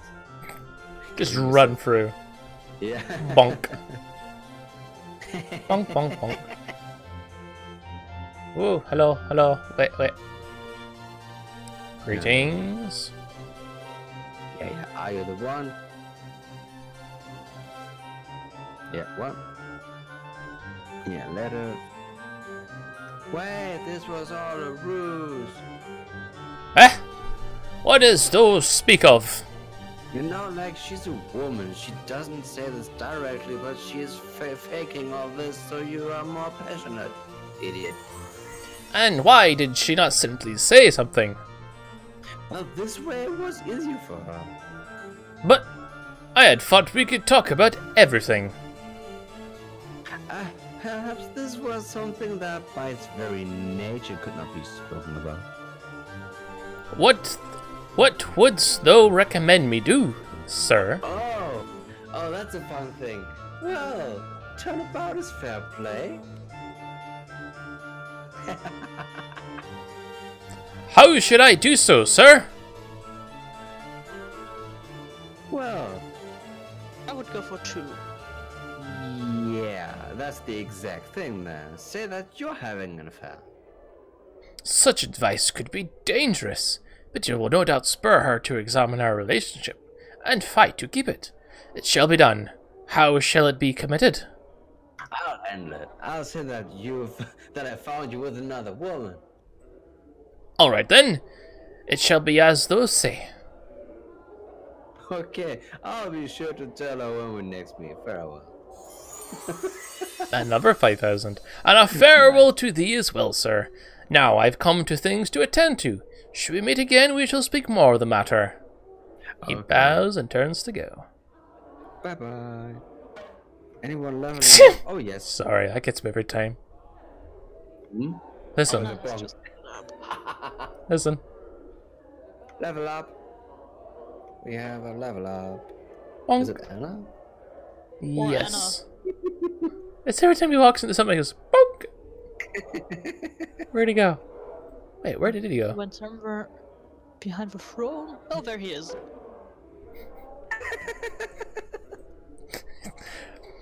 Doesn't really look headless to me. Can you talk to him? Listen. It's like slapstick. It's clear there's something very wrong with this man. The wheel lurches about, bumping into things, staring off blackly into space. As you approach him, you at last realize his plight. He's headless. The thing on his shoulders is merely a skillfully carved wooden prophesis, a false head. How do you breathe? The headless body stops fumbling for a moment and pauses. Its hands begin to reach out as if trying to feel exactly where you are. Let it touch you, but secure your crotch.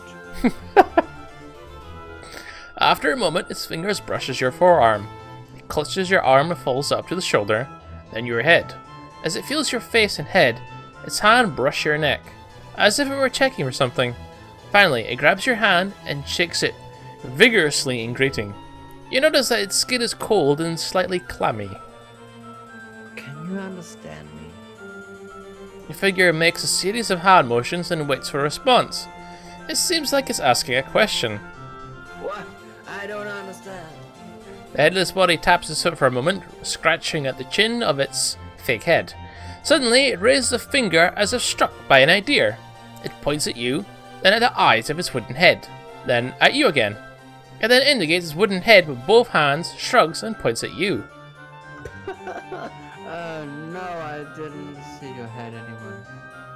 The headless body shrugs, slumps a bit, and turns to amble off.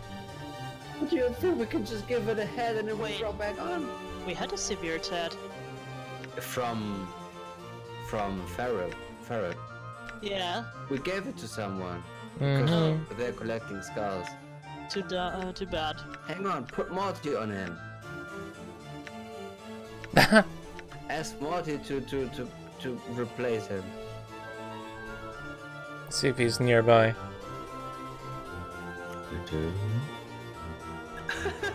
I just read grab its head. No, apparently not. And if I click with just Morty, he'll speak to him. Okay. Hmm.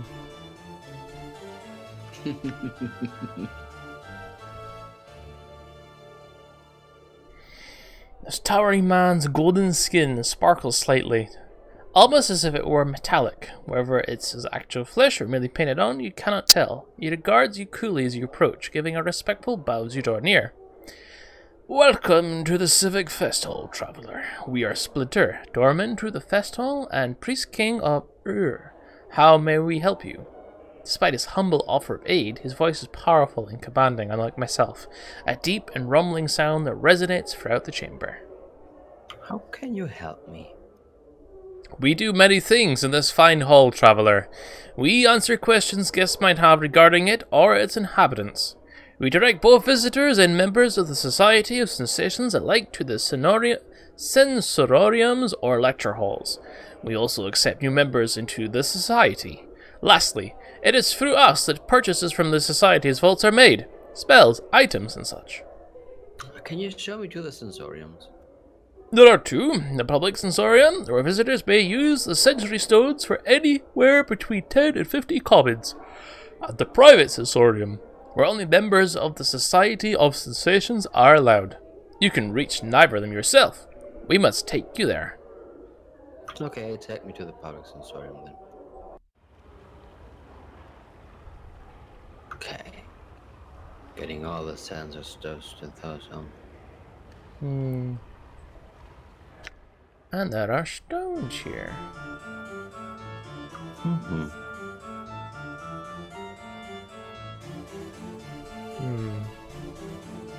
How do we put the copper there then? Maybe I speak to one of these? A guide. Yeah. I might just go right in here. This man's gentle voice complements his calm and redefined demure. Greetings. Are you here to use one of the sensory stones? Yes, I am. There are currently more than a dozen standard sensations available, as well as 6 more extravagant experiences. The use of a standard stone is 10 copper commons. The more involved ones would cost 150 commons. Would you care to hear the standard or the extravagant sensations? Here? The standard. Start slow. The man smiles and explains to you some of the various sensations that are currently available for your pursuit. Will one of these suit you? Shall we start at the top? Unavoidable pain. Sheer wonder. Something. Hang on. Can we do a perk thing where we get more charisma, was it, to recover memories? Maybe a time thing where we now get those things and it gets us more memories? We are friends. Was it friends? Friends gives us something. Charisma. Charisma. And that is for the memories, right? Mm-hmm. Let's do that. Cool. Ah. Yes. So yes I am. You want standard. Yes. Pain. You want to have pain. Good. The stone you shall want to use is one of the smaller chambers. 1 room clockwise from the stairwell. It is greenish yellow in color. Okay. So literally this one. Yeah, that. Quick. Beginning of the sensation. The experience is a short and violent one. Struggling with another, slightly stronger man on the edge of a blazing hot stream of molten lava, your whipping hand is slowly, inexorably forced even closer to the magma. Beads of sweat evaporate that instantly appear, the hair on the back of your head blackens and smolders above the awesome heat. Finally, your howls of suffering echoing from the canyon walls around you. Your hand on the axe it holds plunges into the lava and chars to ash in a few agonizing seconds. That's it? Okay. The experience seemed to have stirred some long-forgotten, vaguely similar memory in your own mind. You feel as if you gained something from using the sensory stone. Yeah, I thought so. Well, if all of those give you some experience, I think it's worth doing all of them. I like another sensation. Now give me another one.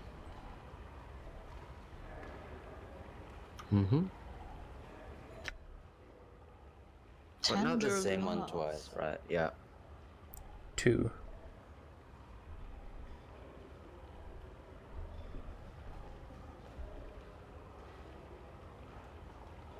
Your eyes are closed. You can sense yourself standing on the tips of your toes, pressed against someone tightly. Soft lips brush against yours, giving you the most gentle of kisses. Your heart seems to flutter in your chest, and you feel as if you could fall backwards and simply float off into space.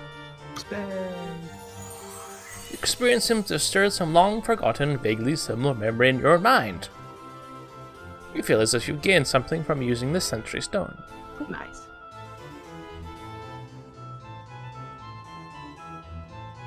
It's the best music ever.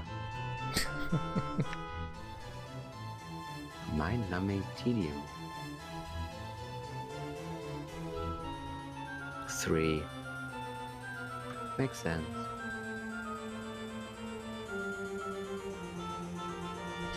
The experience couldn't be more than a few minutes long, but hours seemed to have passed. A long, boring lecture in the driest, dustiest hall in the University of Calm and Signal. You look about the vast hall, hoping to catch someone's eye to pull a face at. But the other students are either asleep or staring listeningly into space. You drop your quill pen, pick it up, and drop it again, just for something to do. You consider stabbing yourself in the eye with it, just to see if your senses haven't been wholly numbed by the incredible boredom. Relatable. Stab myself in the eye.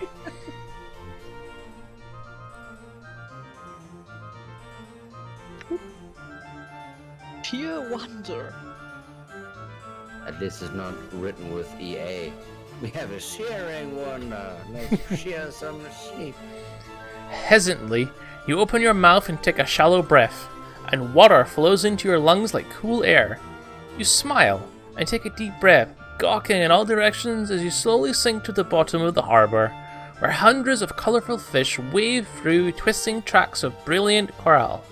As your feet touch bottom, you peer up at the keel of your ship and laugh aloud with joy, a string of great bubbles shooting up towards the surface. Nice. That's not what I expected from this.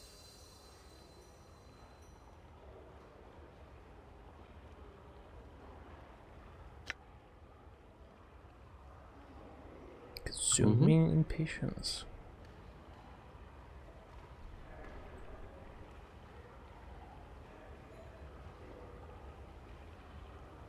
Well, you stand debating with Amnes, the horribly slow keeper of the Lion Key, as to whether or not your quest was important enough for him to relinquish the artifact into your care. The whole experience is an exercise in sheer torment. Each and every one of his words is followed by a significant pause. Each and every point he makes is recited time and again before he lets you speak. You present an argument, then wait, and wait, and wait, while he makes his counterpoint, to which you shoot out a snappy counterpoint of your own, then must wait yet again for another of Amnes' drolling, endearing, seemingly endless counterpoints. It's everything you can do not to simply lop the fiend's tusk head off and snatch the key from the twitching corpse. Nice.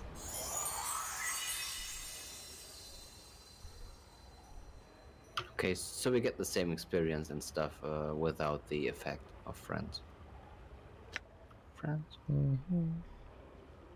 Tired surrender. A good choice. And the music is back. Shuddering, chattering, hoping beyond hope to be found, you curl yourself into a blanket of snow to save what little warmth you have left, fighting to keep your eyes open, to remain awake. You become aware that you can no longer feel your arms, your legs, the ice against your face, and tired, so tired, you at last resign to the inevitable. You close your eyes, bidding sleep a bitter welcome, as the sense of loss forces a single tear, doomed to crystallize before it even reaches your cheek from your aching eyes. Wow.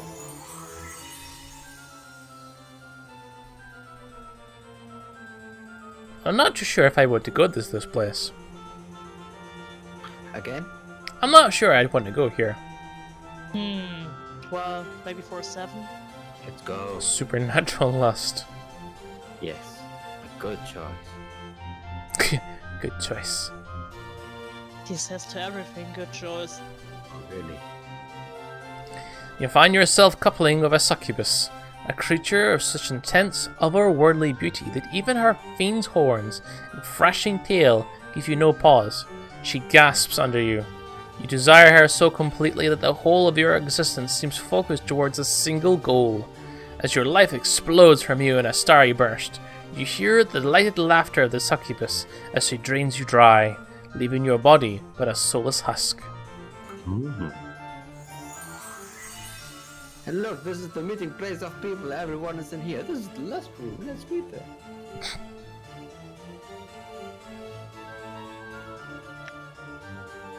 Oh, that was the last one for normal. Right. Tell me about some of the others, I guess. Psychosis. Okay. Nice. Good, the stone you want to use is one of the smaller chambers, one room clockwise from the stairwell. Wait, haven't we already been at that one? So we will go for the... Psychosis. Oh, so it's 2 for 1, okay. Well, all these stones are supposed to store memories. So, you could store hundreds probably in these things, maybe thousands more. Okay. The experience is a strange one. Very disturbing. You're the point of a knife pressed to someone's throat, your hand clamped over their mouth, and breathe hot and heavy in their face. You begin to stab them, slowly. The knife dimples their skin, and eventually breaks it. There is a hot rush of blood over your forearm, the sound of strangled respiration, a horrible sense of perverted glee. And it is over.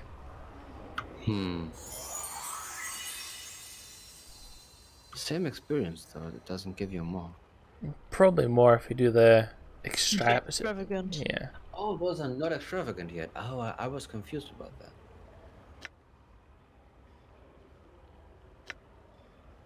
Festering jealousy.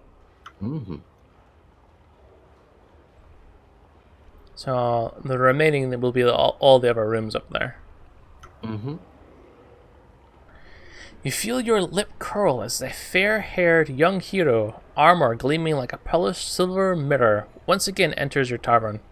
Hanging his velvet cloak on a well peg, he surveys your patrons with a pair of eyes like sea gems and a smile that sets the serving wretches swooning. You set the mug you're cleaning down and hump loudly, thinking of what it'd like to turn him upside down and shove him in a rain barrel. Nice.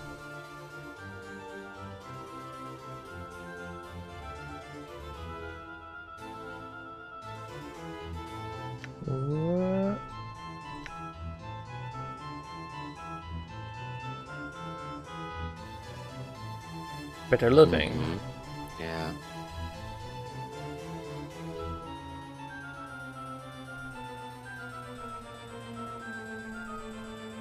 Oh my god, hang on, go back up.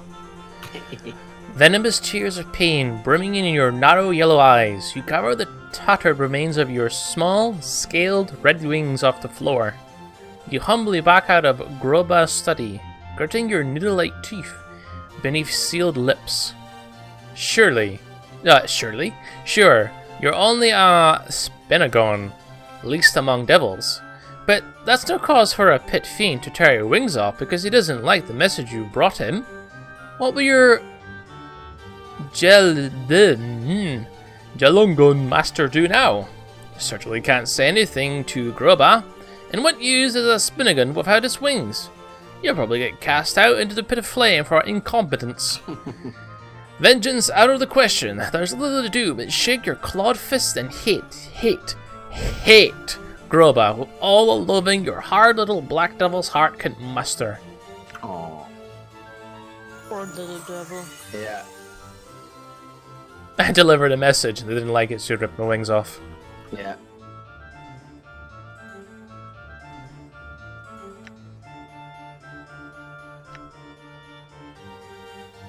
Was it pure glee? Yeah, no, we just had bitter loathing, so now it's pure glee.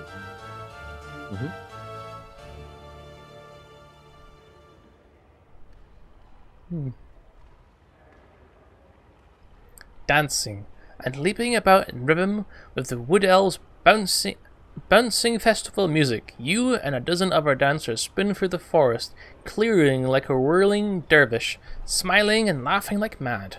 As the cheering forest dwellers whoop, clap and dance alongside you, fairies careen through the air above your heads, leaving sparkling trails of coloured light. Where's Sounds the like a music? discotheque with an LSD trip. You never know, could be.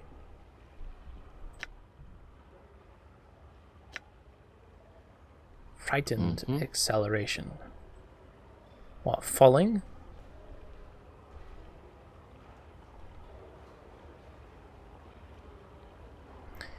You twist your head to look up at the large contraption strapped to your back. A set of 4 bat-like wings extend from out of it, each made of leather pulled taut over wicker frames. From the precipice you've perched on? Why do these words exist? Dilyar's floating fortress appears as but a tiny speck suspended in the blue-grey sky, miles away across nothing but empty air. This is how everyone travels in the plane of air, they said. It's easy. You smirk, step back a whiz, and make a running leap off the cliff into the cool wind below, leaving your stomach behind. As the wings only catch the air, an amazing rush shudders through your entire body as you soar out over the nothingness and towards the elemental prince's abode. Nice.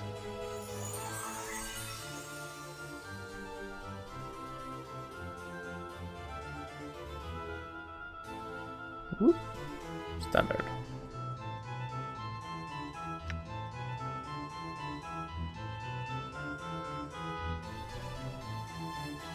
Wait, I've lost count. Up there.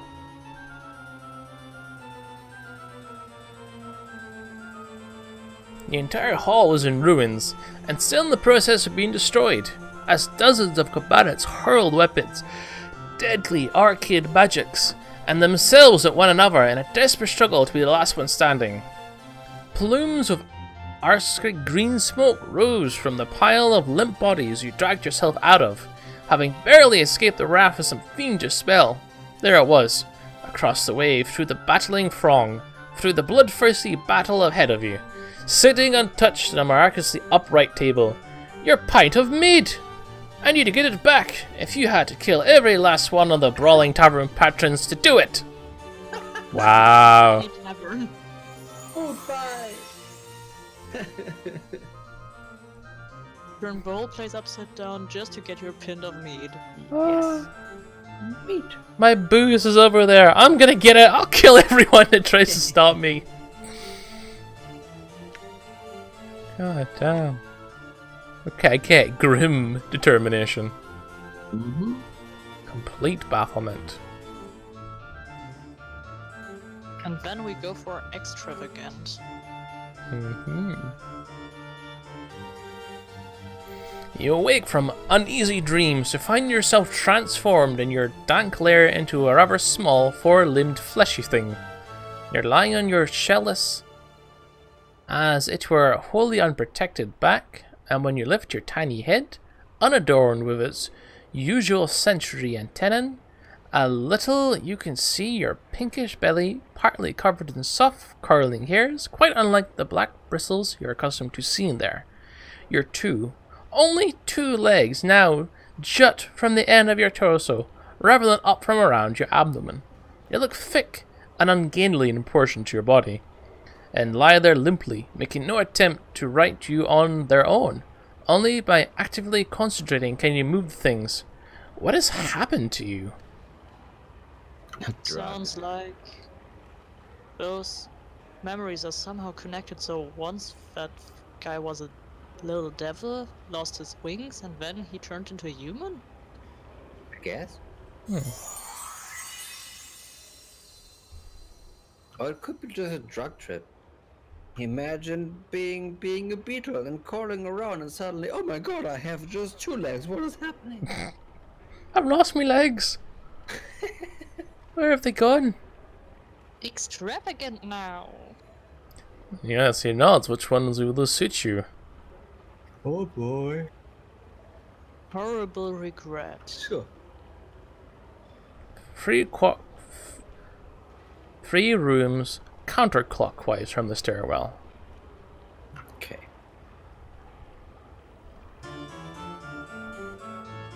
Oh, it's right up here then. Oh, yeah, yeah.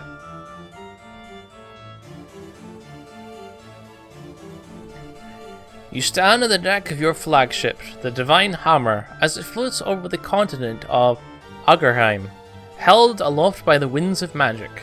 The very landscape roils and shudders beneath the bombardment of your feet. 1,000 ship cannons and bombards hurling their sorcerous fire down like vengeful gods. The shockwaves begin to hit your ship only minutes ago, a constant vibration that sends shudders through the whole of the ancient craft and moves your very bones, accompanied by a constant rumbling bass as the land's mountains begin to sink and the seas that surround it begin to boil off into the atmosphere. Your first officer comes to stand beside you. Oh, continue. My Lord Admiral, permission to freak out freely, sir. Whoa. Sure. You nod. Your stomach sinking as you guess at his question. My lord, forgive me, but how? What gives us the right? 1 billion lives. We need the meat. You speak without turning to him, unable to take your eyes off the screen. The nation's vast capital city, as it vaporizes into a cloud of superheated gases, 12 miles across, and growing ever wider, nearly 12 million miles. If you only knew the full treachery of the Archerites' first officer film, one which is beyond what any man's comprehension, then you would know. You would speak of our right to annihilate them, where no right to let them live. Continue. But, sir, traitors, all of them, surely among the hundreds of thousands, how many innocent silence? No. Speak of it no more. Our king has spoken. His will be done. The task set to us is a horrible one, not fit for contemplation or questioning. There is no room for pity, no room for remorse, only duty. Okay. The two of you stand silently for a time, watching the last minutes of Agerheim. At long last you sigh, a long stuttering exhalation that sounds as if something has broken inside of you. Beneath the brazen plate that covers the ruined half of your face, your dead eye begins to weep. Aww. Fam, my friend, I would have you understand. I know now, as I look down at what I have wrought here, that were I to think upon what I have done, what I have truly done, I would be struck mad. A deed such as this, the anguish would overwhelm, destroy me. So, First Officer Fam, it must be that there are no innocents in Agerheim, no mothers, no children, no people, only traitors, vile, cunning traitors. You deserve no less than the full brunt of our most holy king's wrath. Do you understand this? Yes. Yes, my lord. Good. Now go. I wish to be alone here. By your command, Lord Admiral. Fawn bows his head and returns below deck, leaving you to stand over the end of a civilization. Yay. Nice. With billions of people just like, boom. Hey, maybe it's a memory of Earth. Oh! We had that before.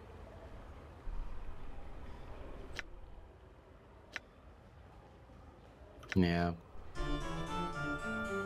Can you check your stream quality? Stream quality? Like the video stopped for me. Yeah, it has stopped. I don't know why. That's Like, YouTube has been very...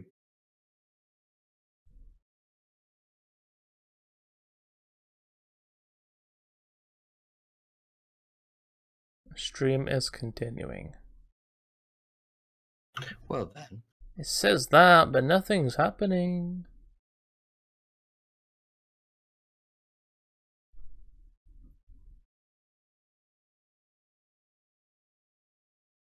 I can't even refresh the page now. Oh no, it's refreshed.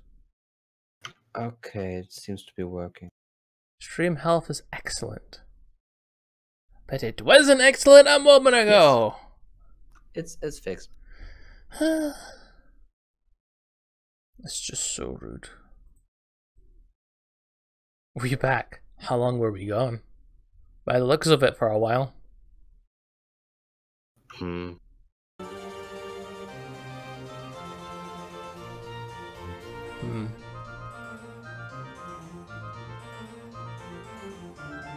The second one. Yeah, so the next one.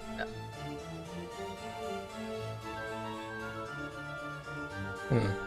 You stand somewhere in the nether regions of the plains.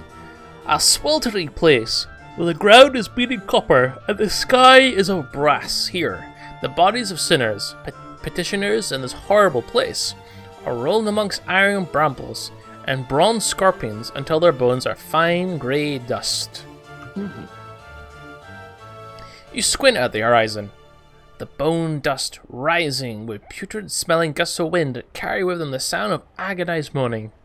There is nothing but flat, metallic landscape as far as the eye can see. The dust is everywhere and everything. It stings at your eyes, coats the insides of your mouth with a pasty film. You spit, wiping at it with your finger, but it is of no use. The stuff... Oh, taste has fouled your mouth completely. Can you taste it already? Yep. You look down at the key in your hand. A minute platinum orb. And picture the man's face, who solemnly swore to you the magical portal you just passed through, now gone of course, led to the green fields of Biotopia. Someone, by all the powers and their proxies, was going to pay for this one. Key to a portal. I'm wondering when you are going to level up. Yeah. Slowly dawning horror. One room, counterclockwise. Could it be this one? It's a trap. How good could it be, you think? Regarding the burgundy liquid carefully. Across the table from you, the twisted old man smiles slyly. Please, sir, try, he whispers, his hushed voice, the sound of dry leaves blown over a roughly cobbled street. Thou shalt find it more than lives up to thy expectations, I am sure.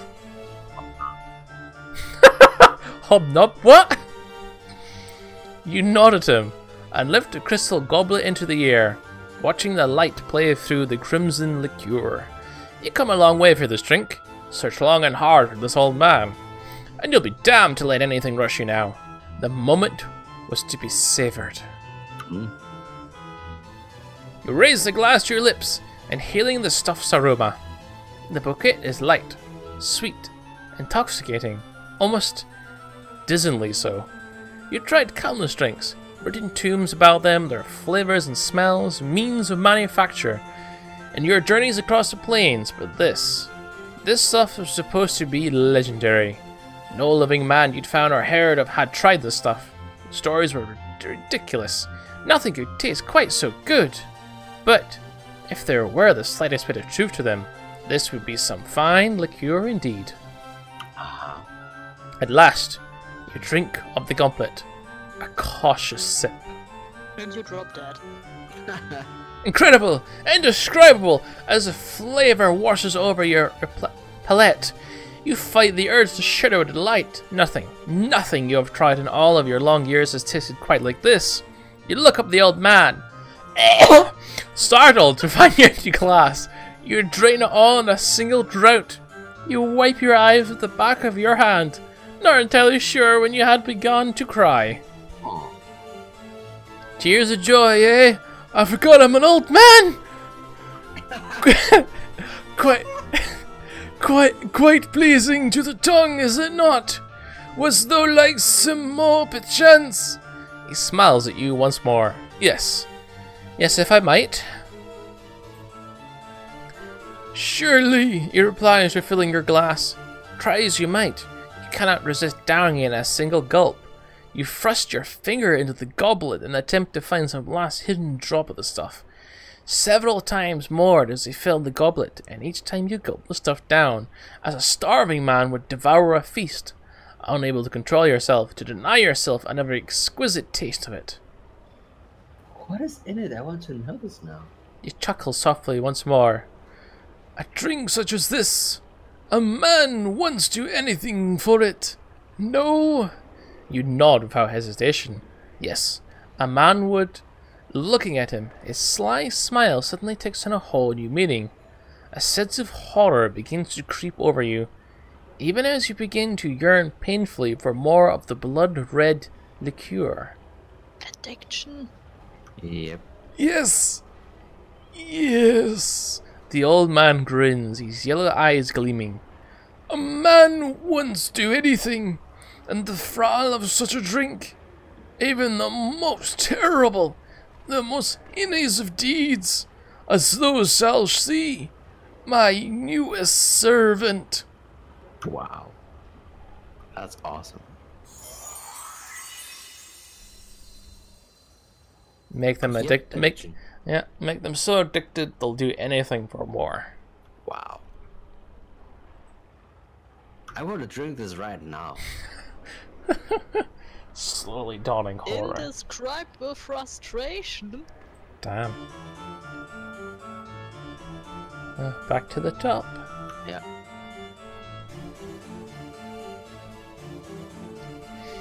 You can see it now. The crown of Heathorn, like gleaming upon a marble pest. No more than 20 strides away it is.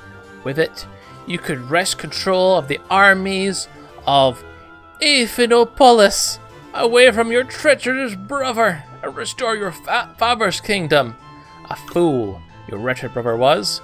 You smiled grimly at the thought to leave the king's only daughter alive, thinking she could do him no harm.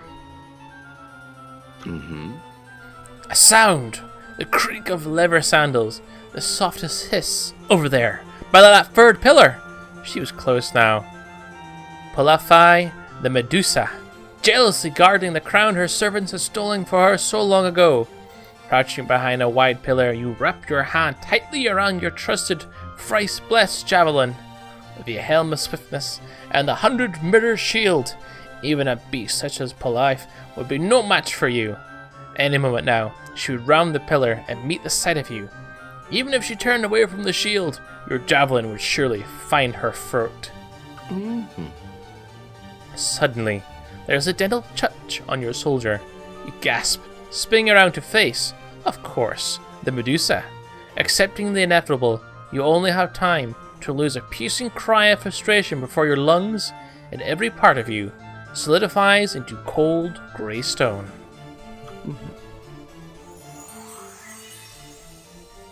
Level up. Finally.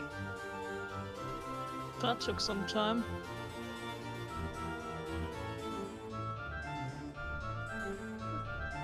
A vastly important secret. Okay. 6 Imperial servants rush ahead of you, swinging the golden doors of the Dragon Palace wide. "Long live the Empress!" they cry in union. 1,000 years! Long live the Empress! 1,000 years! Beyond the threshold, dozens of loyal warlords, kings in their own right, drop to their knees, touching their heads to the floor in deference as you pass them en route to the Grand Imperial Throne. As you turn and face your minions, seating yourself upon the Imperial Throne, you allow a small, satisfied smile to creep across your carefully painted lips. There is but one thought in the forefront of your mind. That the body of the young Empress, Wuzong Sha, lies broken at the bottom of the Well of Solitude, and that you, Bai Hua, a horse merchant's daughter, are at last poised to shake the Empire and the corrupt Wu dynasty to its very foundations. Mm-hmm.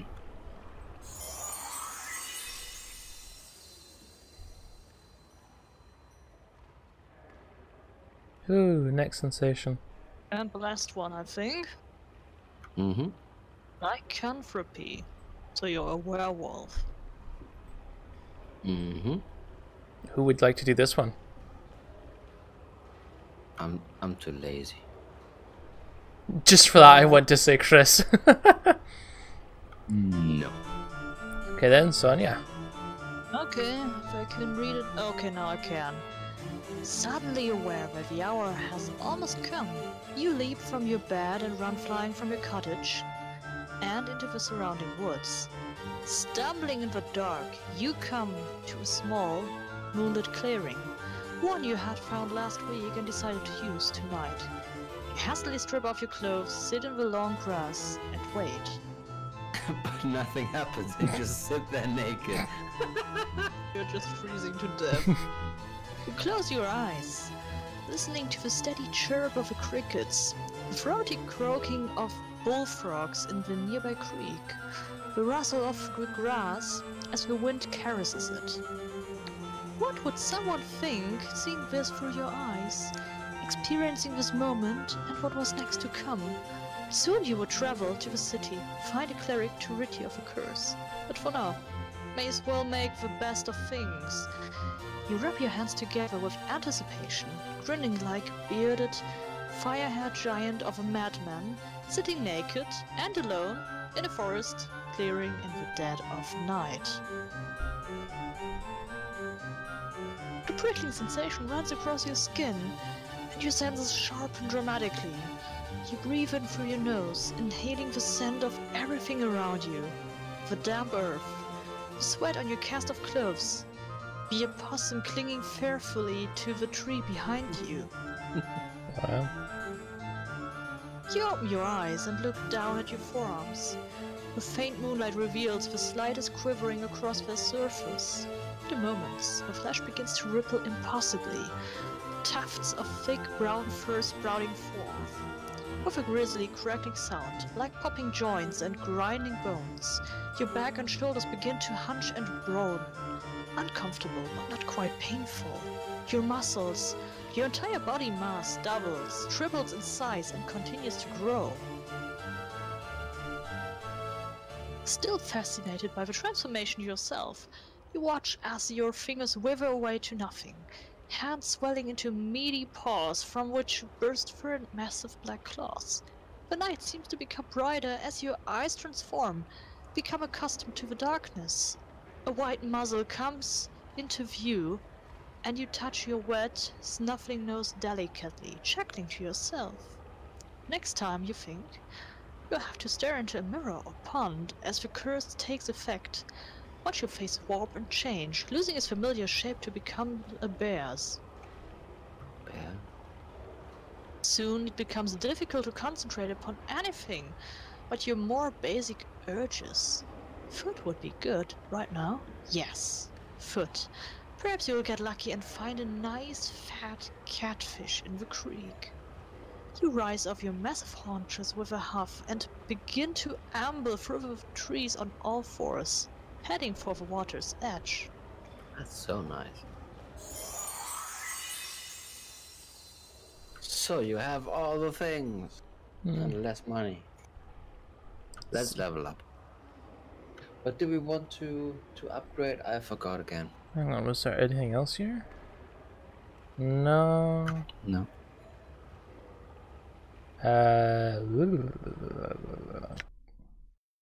Level up and accept. 1 point. What was it we wanted to enhance? I forgot. Was it Charisma? dexterity? Makes you harder to aid and aids your thief skills, but we're not really a thief. Right, no.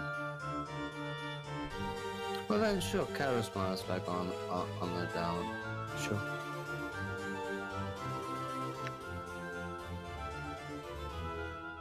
Ability to lead. We also have Anna. Level up. Accept. No additional points for Anna. Mm-hmm.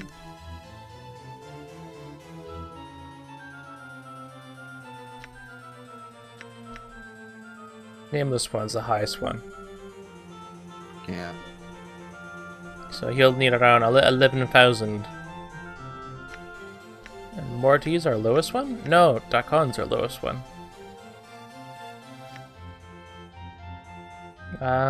Do we have any questions? I can zoom right out.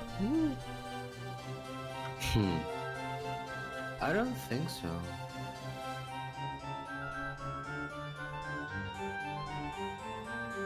Well, hang on. We had a reason to go there. Yes. What was it again? We wanted to go there. There was a lady that's supposed to be here. I think she wasn't the private one, right? I think she was. Really? Well, then we have to be like part of the Society, right. Still, it was quite useful to get some experience points. Oh, sure.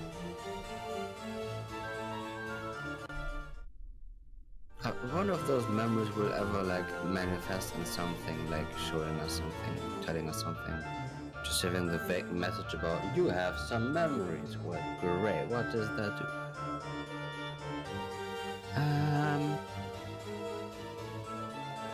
Tell me about the Society of Sensation. Maybe they can tell us how to join it. The core of Ascendant's belief is that the multiverse can only be truly known through the senses. If one cannot sense it, the thing isn't. Only through experience and all of yearning, all the sensations to be had, can the full truth of the multiverse be revealed. The Society of Sensations, then, is where experiences gather and are shared with others, usually via the sensoriums. Might I become a sensate? In order to join the Society of Sensations, one must be willing and prepared to share their own experiences. 5 are required, 1 from each of the senses. Alternatively, one may contribute a single experience that has strong elements from all 5 senses. These must either be new sensations or improvements upon our current stock. Should we find them acceptable, they will be placed into sensory stones, and you, having become a sensate, will be taught the sensory touch. It will allow you to draw others' wounds onto yourself, healing them by accepting their suffering. Shall we try? Why not? Maybe we have those things. I'm ready. I want to become a sensate. First, what smell or experience involving it would you offer us? Let's try that. Actually, I'd like to contribute one experience that involves all 5 senses. I woke up not knowing where I was on a cold, blood-slicked iron slab in the bowels of the mortuary, a place where only the dustmen or the corpses in their care have seen. What? Go on. Yeah. My entire body reeked of embalming fluid, but even the smell of that was not enough to match the coppery scent of gore around. Dozens of bodies lie on the countless bloody slabs like the one I rose from, all in the process of being gutted, flayed, and the like by nightmarish clockwork devices for reasons unknown. The only sounds were the squeals of labored metal and the unsteady tread of undead workers as they push the slabs around the mortuary on rusted iron tracks. A disturbing experience. And even I left out the part about the chattering skull that flew out at me as soon as I was upright. Would it suffice, Splinter? Yes. We shall go to an empty stone now to record your experience. You will then be granted access to those privileges allowed only to members of the Society of Sensations, as well as taught the sensory touch.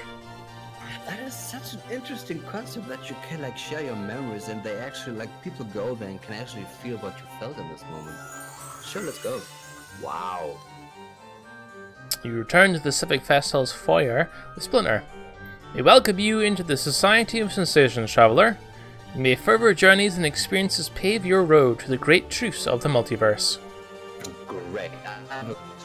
Can we now go to the private Yes. section? Show me your private.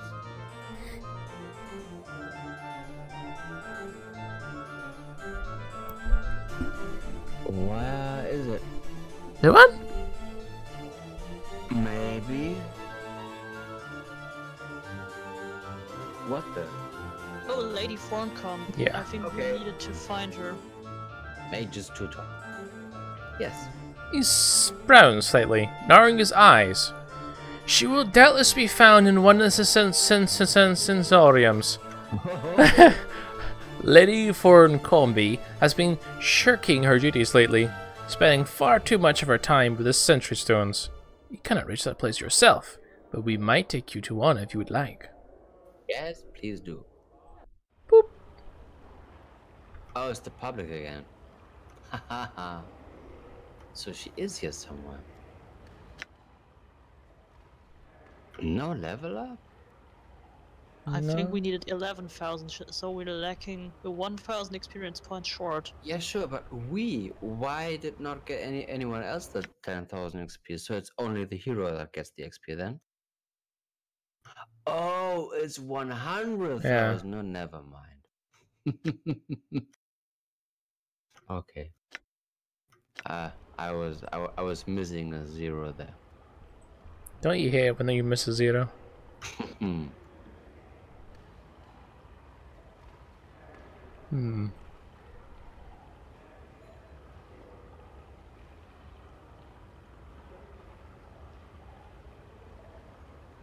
Ah, there you are. Ah.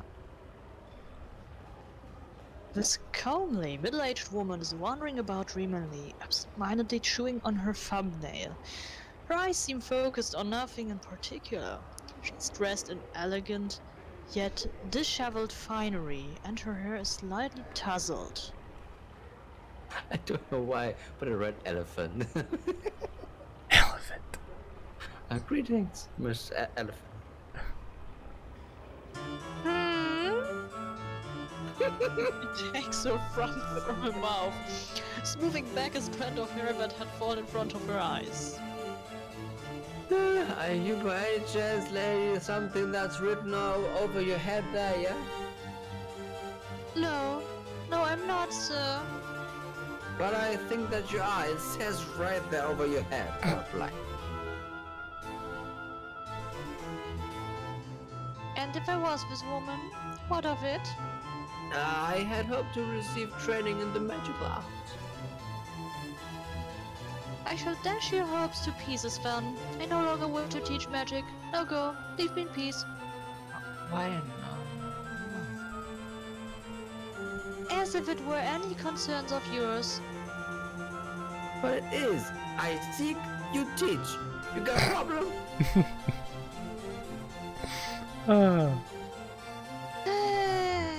I doubt there's much you can offer me, which I cannot find on my own.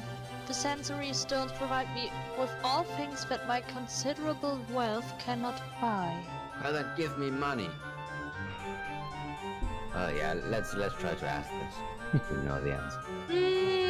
Yes, each stone has recorded within it one experience or another. When I first came to these halls, I spent little time with them. Only now do I realize what I had been missing. Let me repeat what you just said and put a question mark behind it.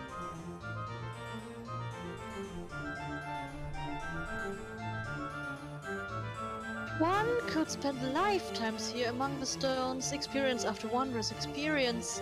Mere words cannot express their magnificence. I can only suggest you see for yourself, sir. I did, but you sound addicted, you know?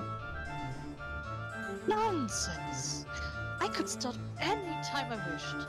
I merely choose to bask in their wonder. Why waste time teaching dawdling, ungrateful madgelings when I could remain here among these precious stones, living 100 new lives each day? I don't think the stones are there for that. Shouldn't you seek sensations of your own to share? What you think matters little to me. Farewell.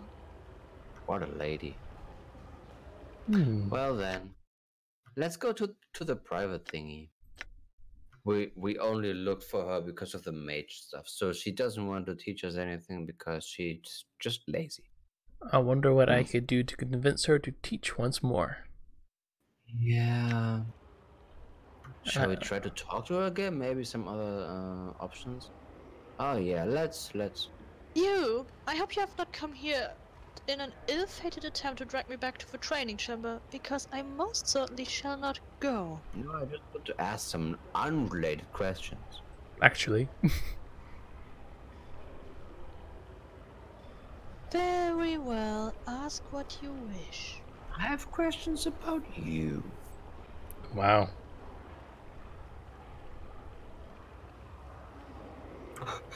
Okay. Wow. Hello.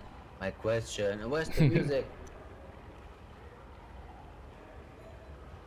Wow. Well, then we asked something about this place.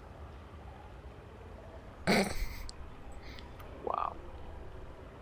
Nope, she's not there. Oh. Nobody's home. I think we broke her. Hang on, medic. We should just say. Maybe Morty can do something. Morty, talk to her. Do some bantering.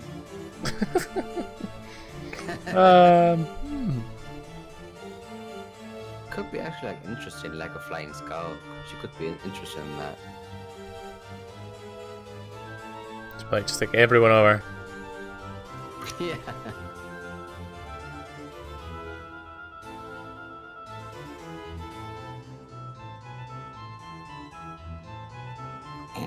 No. Nope, she won't answer. Wow.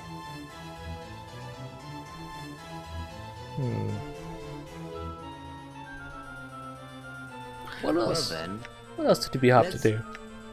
let's go to the private things, because there are more sensory stones there, I guess. Yeah. Maybe even better ones. We are now a Did we find Senate. do we need to find somebody else? No, I think we got them all, didn't we? We got the keys. Yeah, before we can do that, we need to wait to erase this guy's memories. Yes. He will give us the keys. Correct. Yep. What about the scent and the crimson veil? Well, everyone points to someone. We didn't find it yet, so it's not in any of the, well, publicly accessible things like crates or like drawers. But both of these were in relation to Dolora. Oh, okay, so we need to solve Dolores' issue first. Oh, And Mary. before that, we need Mary- to wait Mary. to find the memory. Yeah. Yeah. Water from river stinks. I've Sticks. I've heard this before. Someone was talking about sticks. Yeah, it's something from Greek mythology. Well, I don't think it's that. Yeah, right. Get in to get us to the private thingy. Yeah, private. Oh, change music. no music. Oh. Oh, I don't pay for these ones because I'm ascendant. Nice. Yes. You're standing in a circle of white tents deep in the woods somewhere. The trees around you are, by far, the largest you've ever seen. Suddenly, though, there's an odd prickling sensation in the back of your skull. Your surroundings melt into a colorless smear, then slowly resolve into what looks like the interior of a large grey sphere.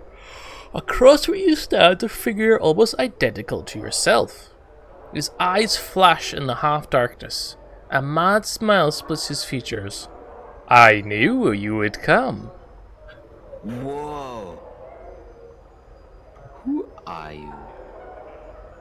Oh, don't you know? Didn't all these filthy, lying, freebeast damn journals tell you who I am? Those journals that were so conveniently left for me when I awoke. Those journals that called me an incarnation. Ha! Burn them all! I did. All that I found. So you one of my earlier incarnations? So we're speaking to herself now. Yeah, how can this be in a sensory stone? He crosses his arms and looks away.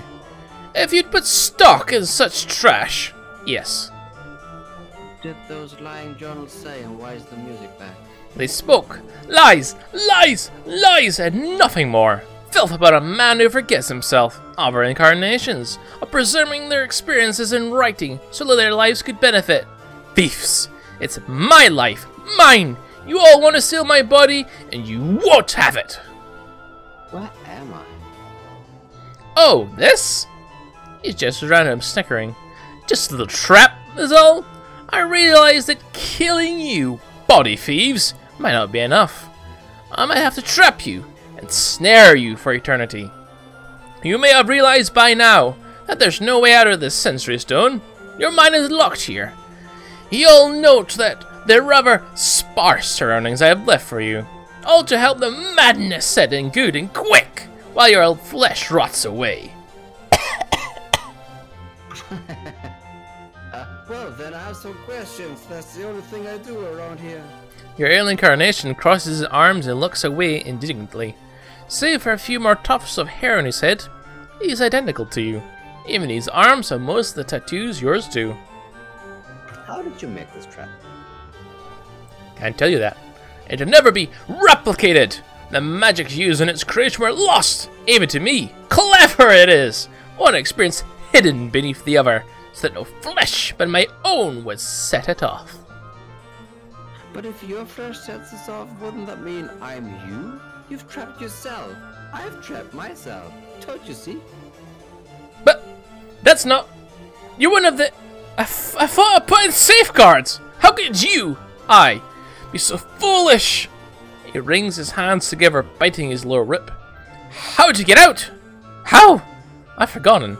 Wait. I am the only one who can release you. And that I will not do. If you are I, then you can release yourself. Let's do this. I've just released myself by willing to the well pleasure.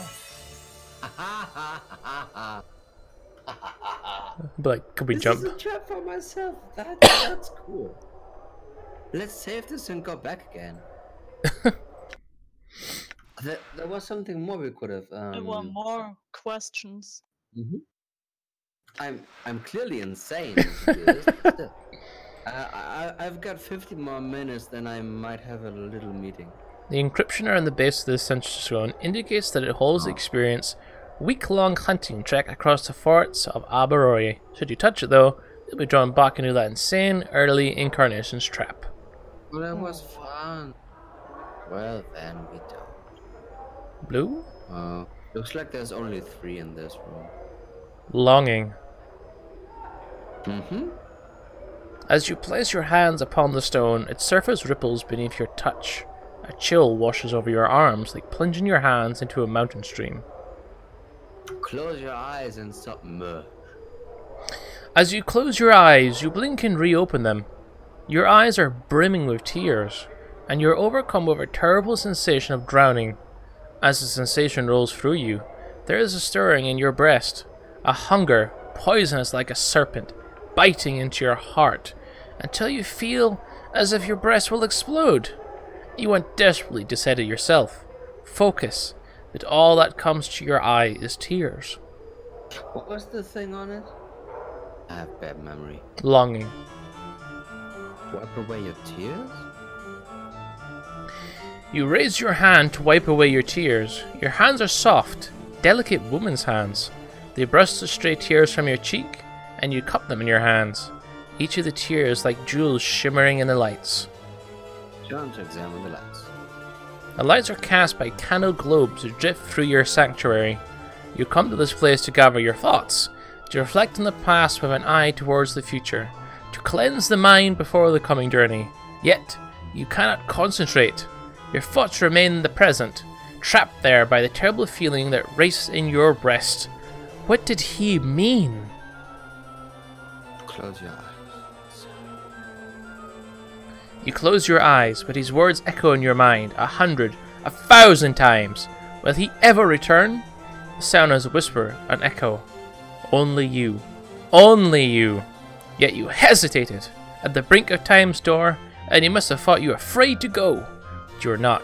You were afraid to stay, and the fear, the serpent, reaves in your breast again, his fangs biting into your heart, filling it to bursting with its poison. The tears come again, running down your cheeks in streams, his words echoing. Only you. Only you. Your eyes snap open. It is his voice! You whirl and you gasp. He stands powerful in the shadows, and he strides into the light of the drifting candle globes, and you feel the serpent writhing and dying. You returned! His face stern, but somewhere in those features, you can almost see his pleasure at seeing you. After all, he returned for you. Only you can help me, dear. But it was wrong for me to ask you for your help. You speak. Dianara. Yet you, it is you, grey-skinned like a statue, striding from the light. Are you that scared? Your body looks like it has been bathed in knife blades, the wounds, the tattoos, horrible, yet you see through Dianara's eyes. And she sees. How can she see you in such a way? She puts a cloak over your features. She sees you in such a light, such terrible longing light. For she, how can she feel such? Try to refocus, brace yourself, hold on to the experience. You feel your vision tearing, doubling until you are that mad, striding from the light. It is you, but not you. You feel yourself being torn. It is Dianara's experience, but at the same time, it is also yours, and you. What? I asked too much of you to accompany me, Dianara. I have no right to place you in such danger for my sake. It is your words, but they are a surgeon's words, chosen with cold skill, without a trace of emotion. With every word, you feel yourself sneering inside, knowing what the stricken girl will see next through her long-stained eyes. And who are you? That person? That man twisting her with your words, not knowing how powerful they are to her, like bolts from a ballista, piercing her breast, yet she sees only relief at your return. How? How can she feel and not know you mean to? I have come to ask you forgiveness, Dianara. I shall return to you as soon as I'm able. Your vision tears again, doubling and bleeding, until you are facing yourself again, trying desperately to speak, to warn Dianara that this is not a man, but a creature that kills for his own needs. He doesn't care about you. Dianara, you are a tool to him, a tool he needs to. But Dianara speaks, and you can't stop her. I would place myself in 1,000 dangers, embrace eternity for you, my love. I am not afraid. Listen to me. I will accompany you through the plains themselves should bar. Though the plains themselves should bar the way, you feel yourself shattering relief and satisfaction.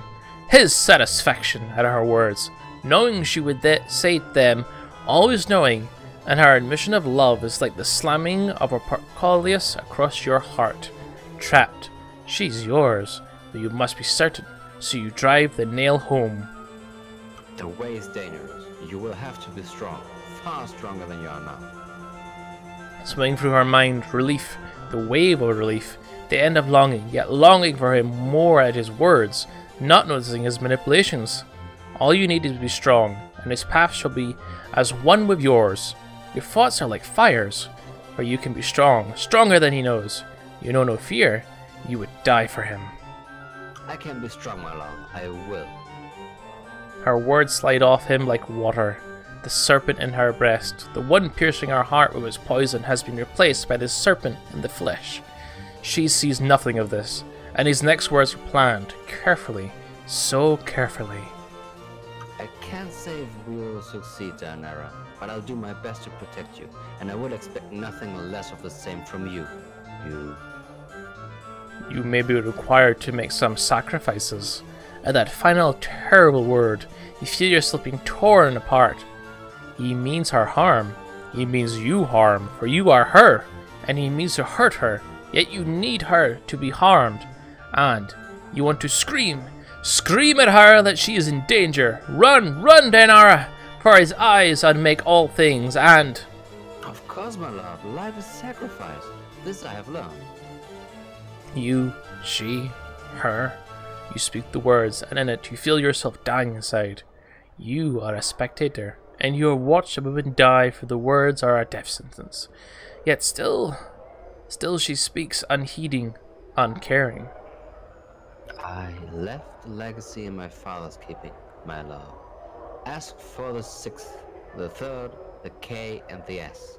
In it, I bequeath everything to you. It is not much, but with it, I left. I'm so confused. You, him, a wave of irritation washes over you. You clench your teeth to prevent the irritation from crossing your features. She must always continue to prattle, even when you do not prompt her.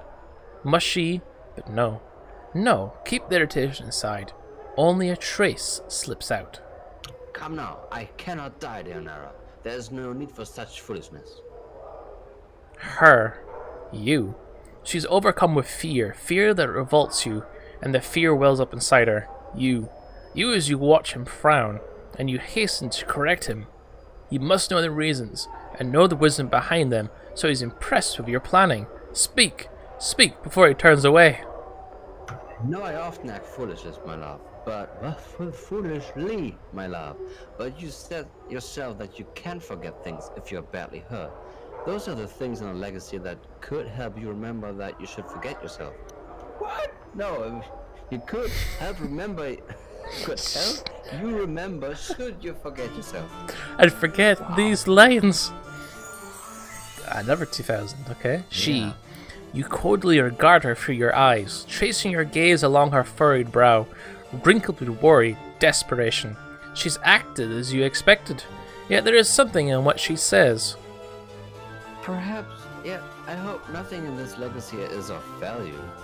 I do not want you to leave any things here in some safe that could be of some use on your journey. Our journey. Her illusion is shattered, just for a moment.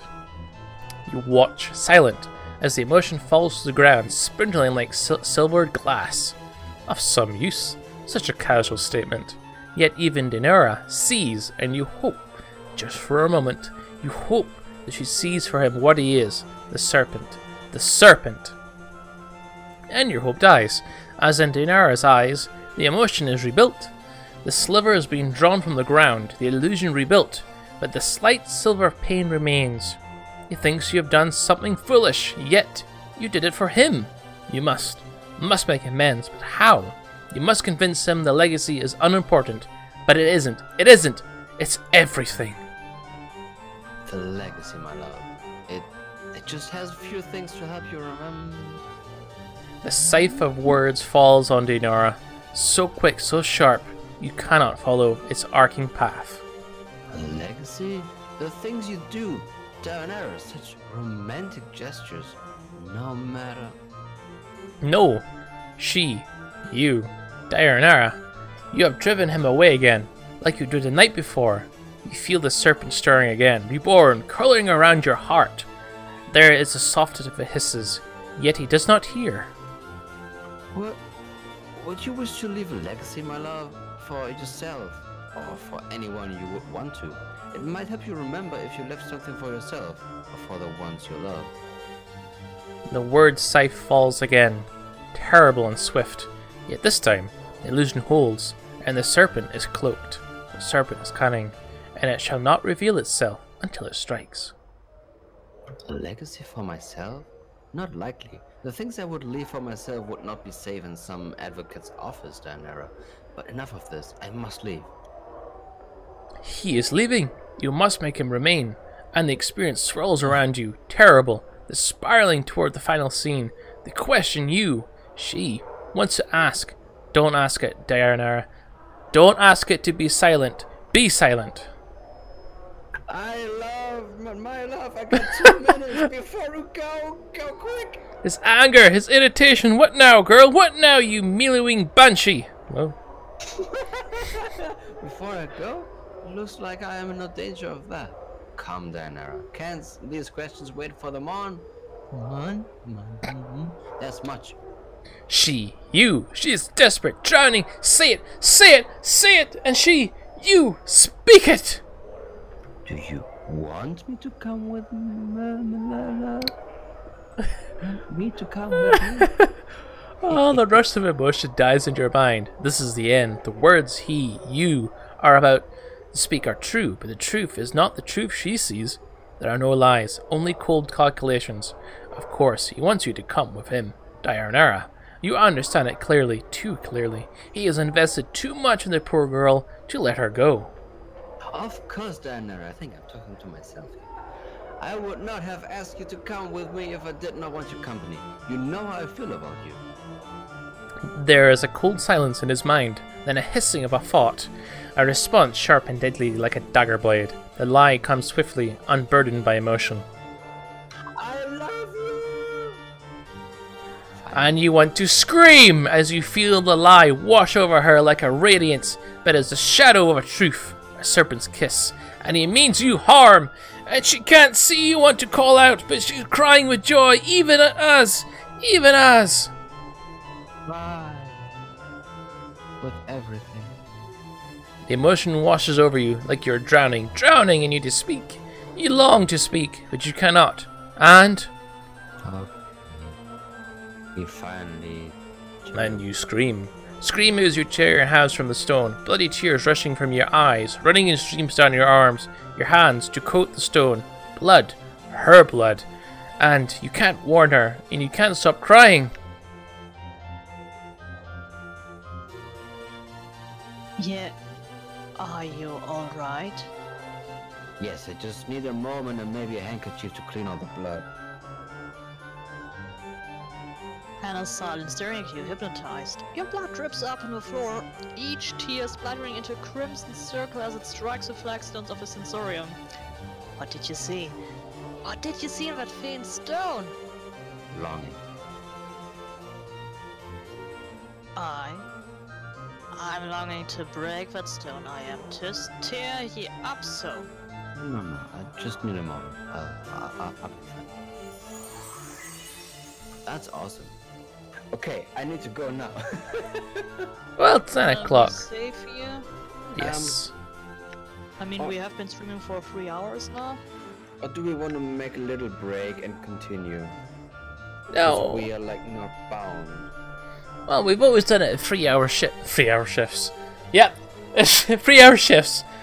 Yes. So that one was a memory of a life, like the ghost lady at the start of the game. I remember her. She is the one. The memory is contained in that stone. I knew I remember this name. And the guy that she's longing for is one of the earliest incarnations of the character. So we remember it. We know that the character is wicked and just using her feelings against her. Like, he doesn't care about her, she cares about him, so she just wants to use her. Yep. This results in her death.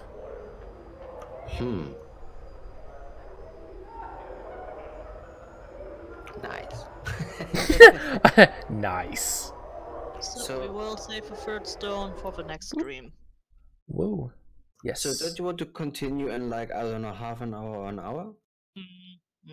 No, no. Okay. We could do it tomorrow. Could we?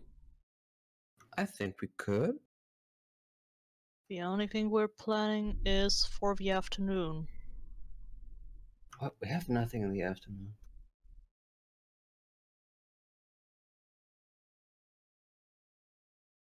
Yeah, we are ready in the evening. Okay.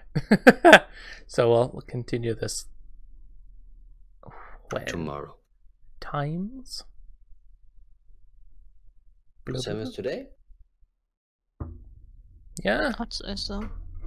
Okay. Thank everyone that joined in. Thank everyone that ends up watching this video. And we will somehow see you next time. Oh, you'll see us next time, I should say. Bye. Bye.